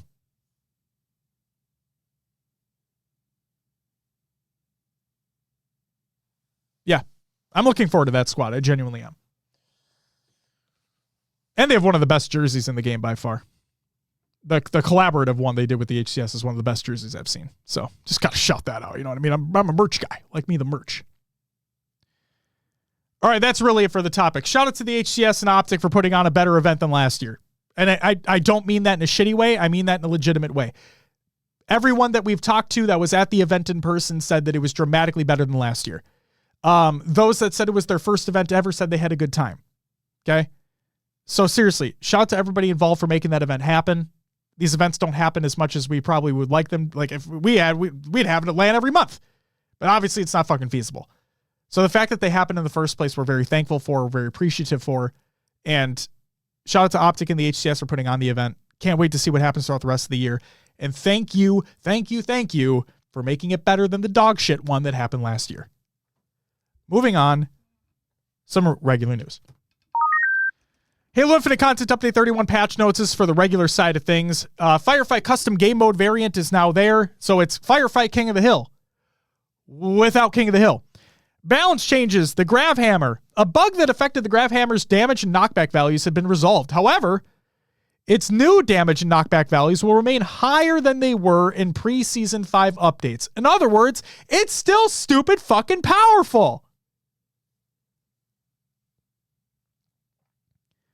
Squad Battle refresh by Halo Infinite. By 343 for Halo Infinite. The following maps have been added. Perdition by Cousin Tim, iCrush All, and Mr. Quats. It's for Slayer, King of the Hill, and Land Grab. Refuge by Cousin Kim, Infinite Forges, Night Avenger 01, and Michael B 2K8. Wonder if he's a basketball fan by chance. For Slayer, King of the Hill, and One Flag CTF. Boo, One Flag. Timberland Evolved by Dr. Smurf, Virus, Michael B 2K8, Mr. Incredijon, Mick Rips, Oakham, and Darth Dreas. It's for Slayer, CTF, and Land Grab. I fucking hate Timberland, but if you enjoy that map, all more power to you. Rendezvous, which is the Slammers, and I don't know. Slayer, CTF, and Land Grab. Gyre or Gyre by Igrizar, Mr. Quats, Virus, and Mick Rips for Slayer, CTF, and Total Control. Harvest, which is Scrubulba. That's a great name. Tim7, Mick Rips, Ludo, Mr. Incredijon, Handsome Huber, and Lackhoves for Slayer, CTF, and Land Grab.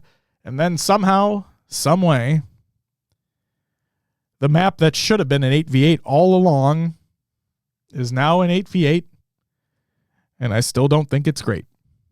Behemoth is back, this time in Squad Battle, where it probably should have been from the get-go for Slayer in CTF modes. That's it for the regular news. Go Games Watch! Daddy with the 1 bit. Thanks, Daddy. Hashtag bit by bit. Is that the same Timberland from H1? Yes, it is.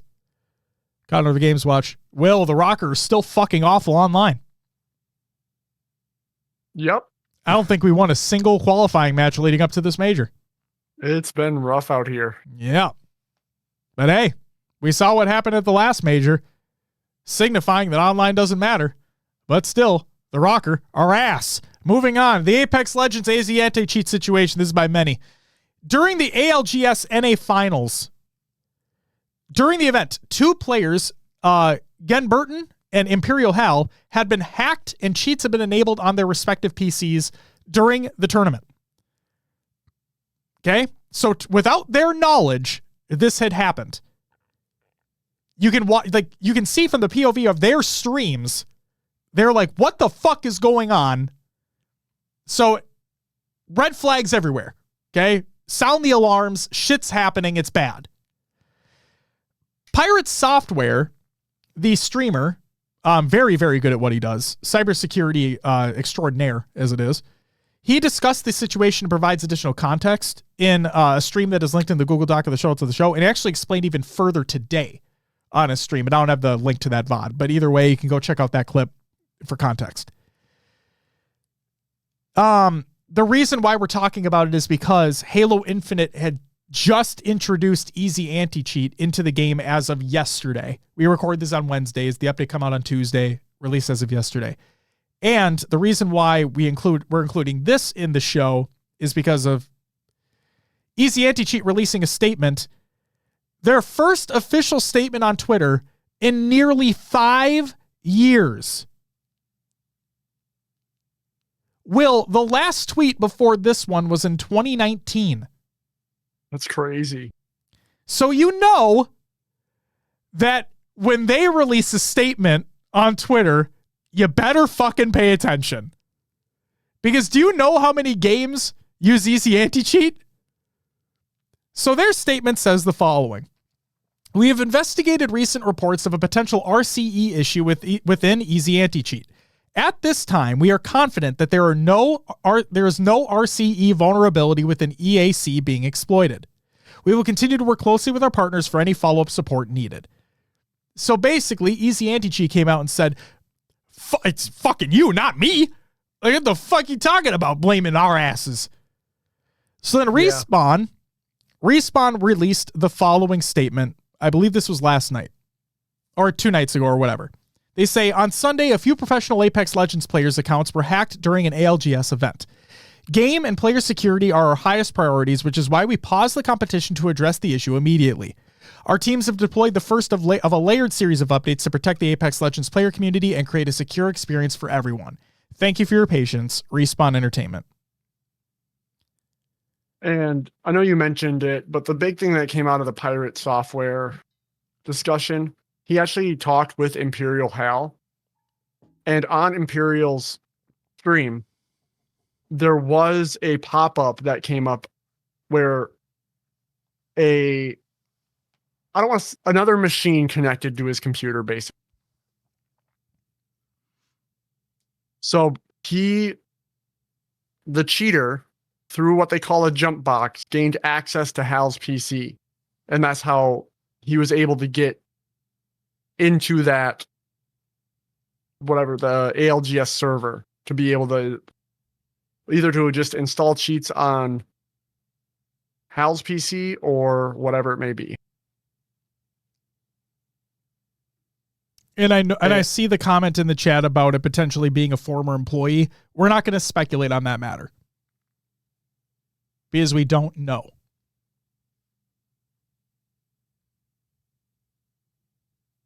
Yeah, I saw the clip of the hacker loading a ton of bots.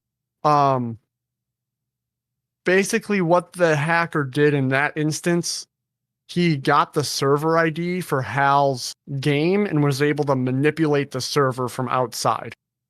So he wasn't necessarily he's not in Apex changing anything. It's manipulating the server from whatever his jump box. So for those worried about security in Apex or Easy Anti-Cheat, it's not necessarily they're gaining access to the game or the anti-cheat. He gained access to someone else's machine that was playing the game. Yeah. Through whatever means. An Easy Anti-Cheat statement sounds like it's not them. Yes.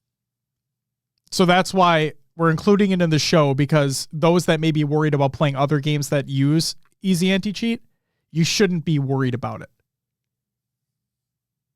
Apex, though, we understand if you like are waiting to play until they fix all these vulnerabilities. But for other games that utilize Easy Anti-Cheat, you should be able to play them as you have been.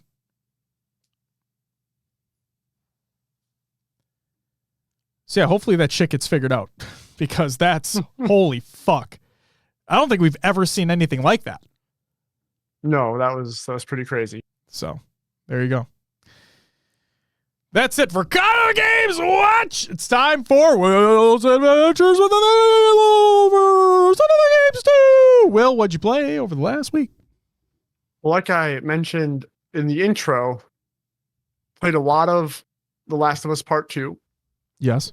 I spent some time with my brother over the last couple days, and he fell in love with The Last of Us through the show.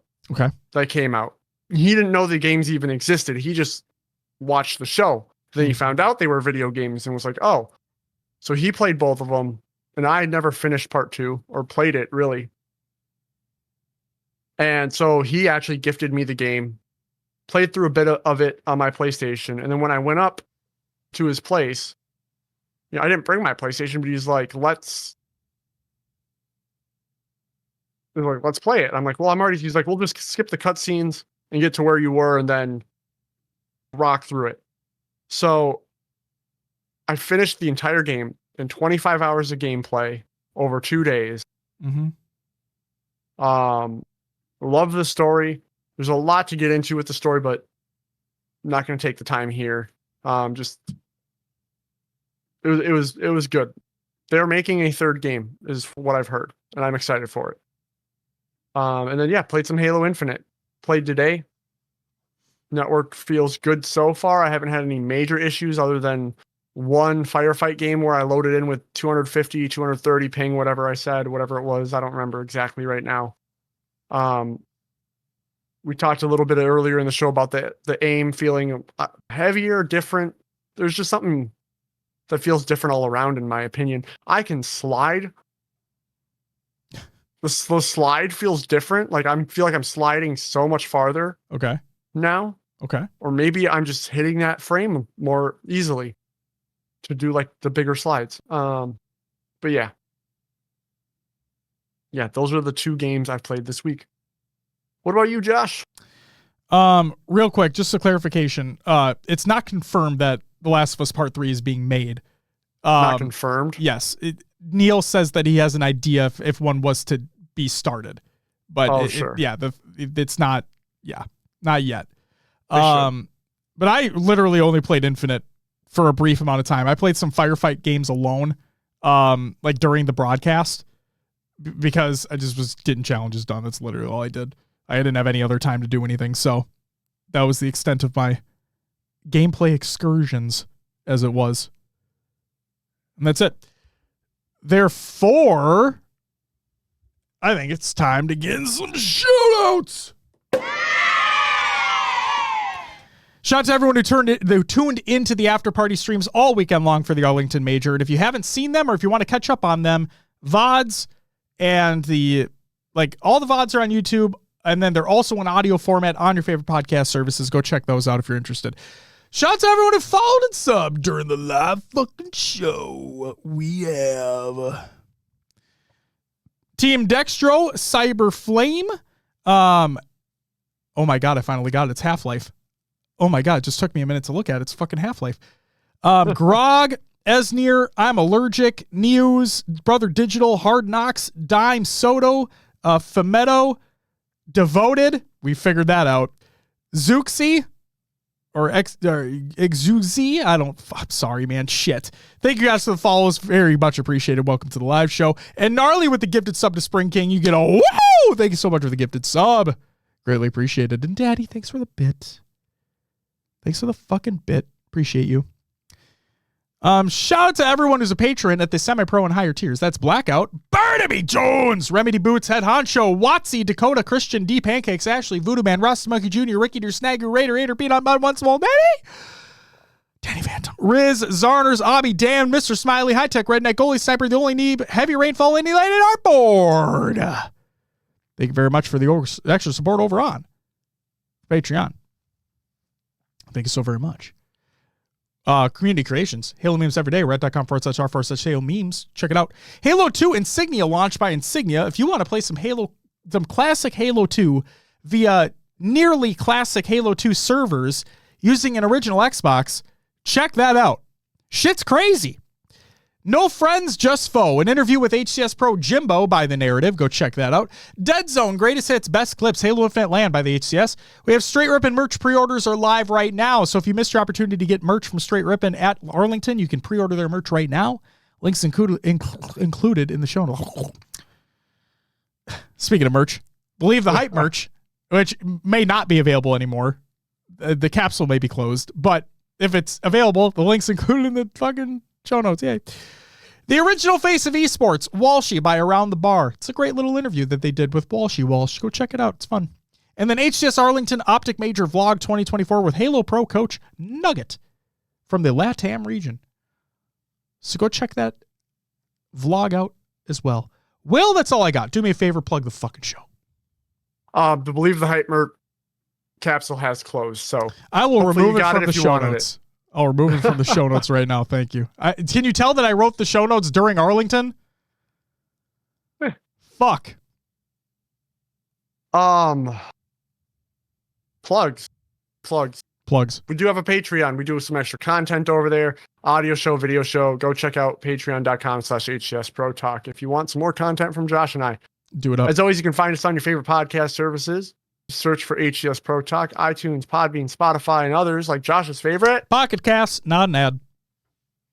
We do have a Discord. Join the community discussion. Link is provided in the Google Doc of the show notes of the show. !Discord in the chat. Or on our Twitter. Speaking of Twitter, social media. Search HCS Pro Talk. Twitter, Facebook, YouTube. Obviously on Twitch if you're watching. And we even have a TikTok for shorts. Shorts also up on YouTube. Old interview series on YouTube. Go check it out.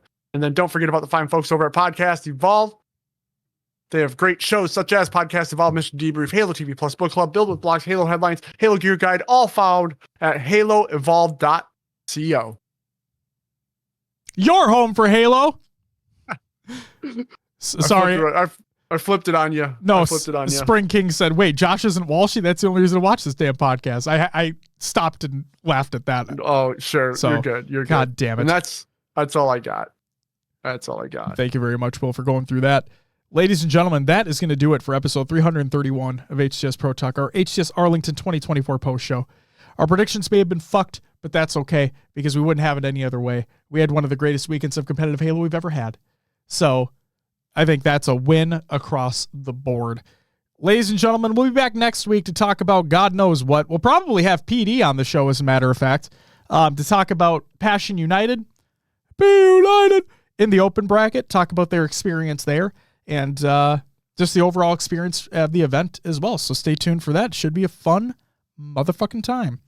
Guys, I think what we're going to do is we're going to go rate up Mr. Why Not Be Casting, because he did a phenomenal job over at Arlington. And, we got to show him some love. So that's what we're going to do. We're going to fucking show him some love. Ladies and gentlemen, thank you so much for hanging out with us tonight. Thanks for keeping the conversation civil and respectful as always. If you want to keep the conversation going, like Will said, join the Discord, !Discord and chat, or links in the show notes as always. And we'll be back next week. We love you guys. But until then, I got to press buttons. We'll see you next week. We'll go raid Tony. Stay for the raid. Love you. See you next week. Until then. Bye-bye.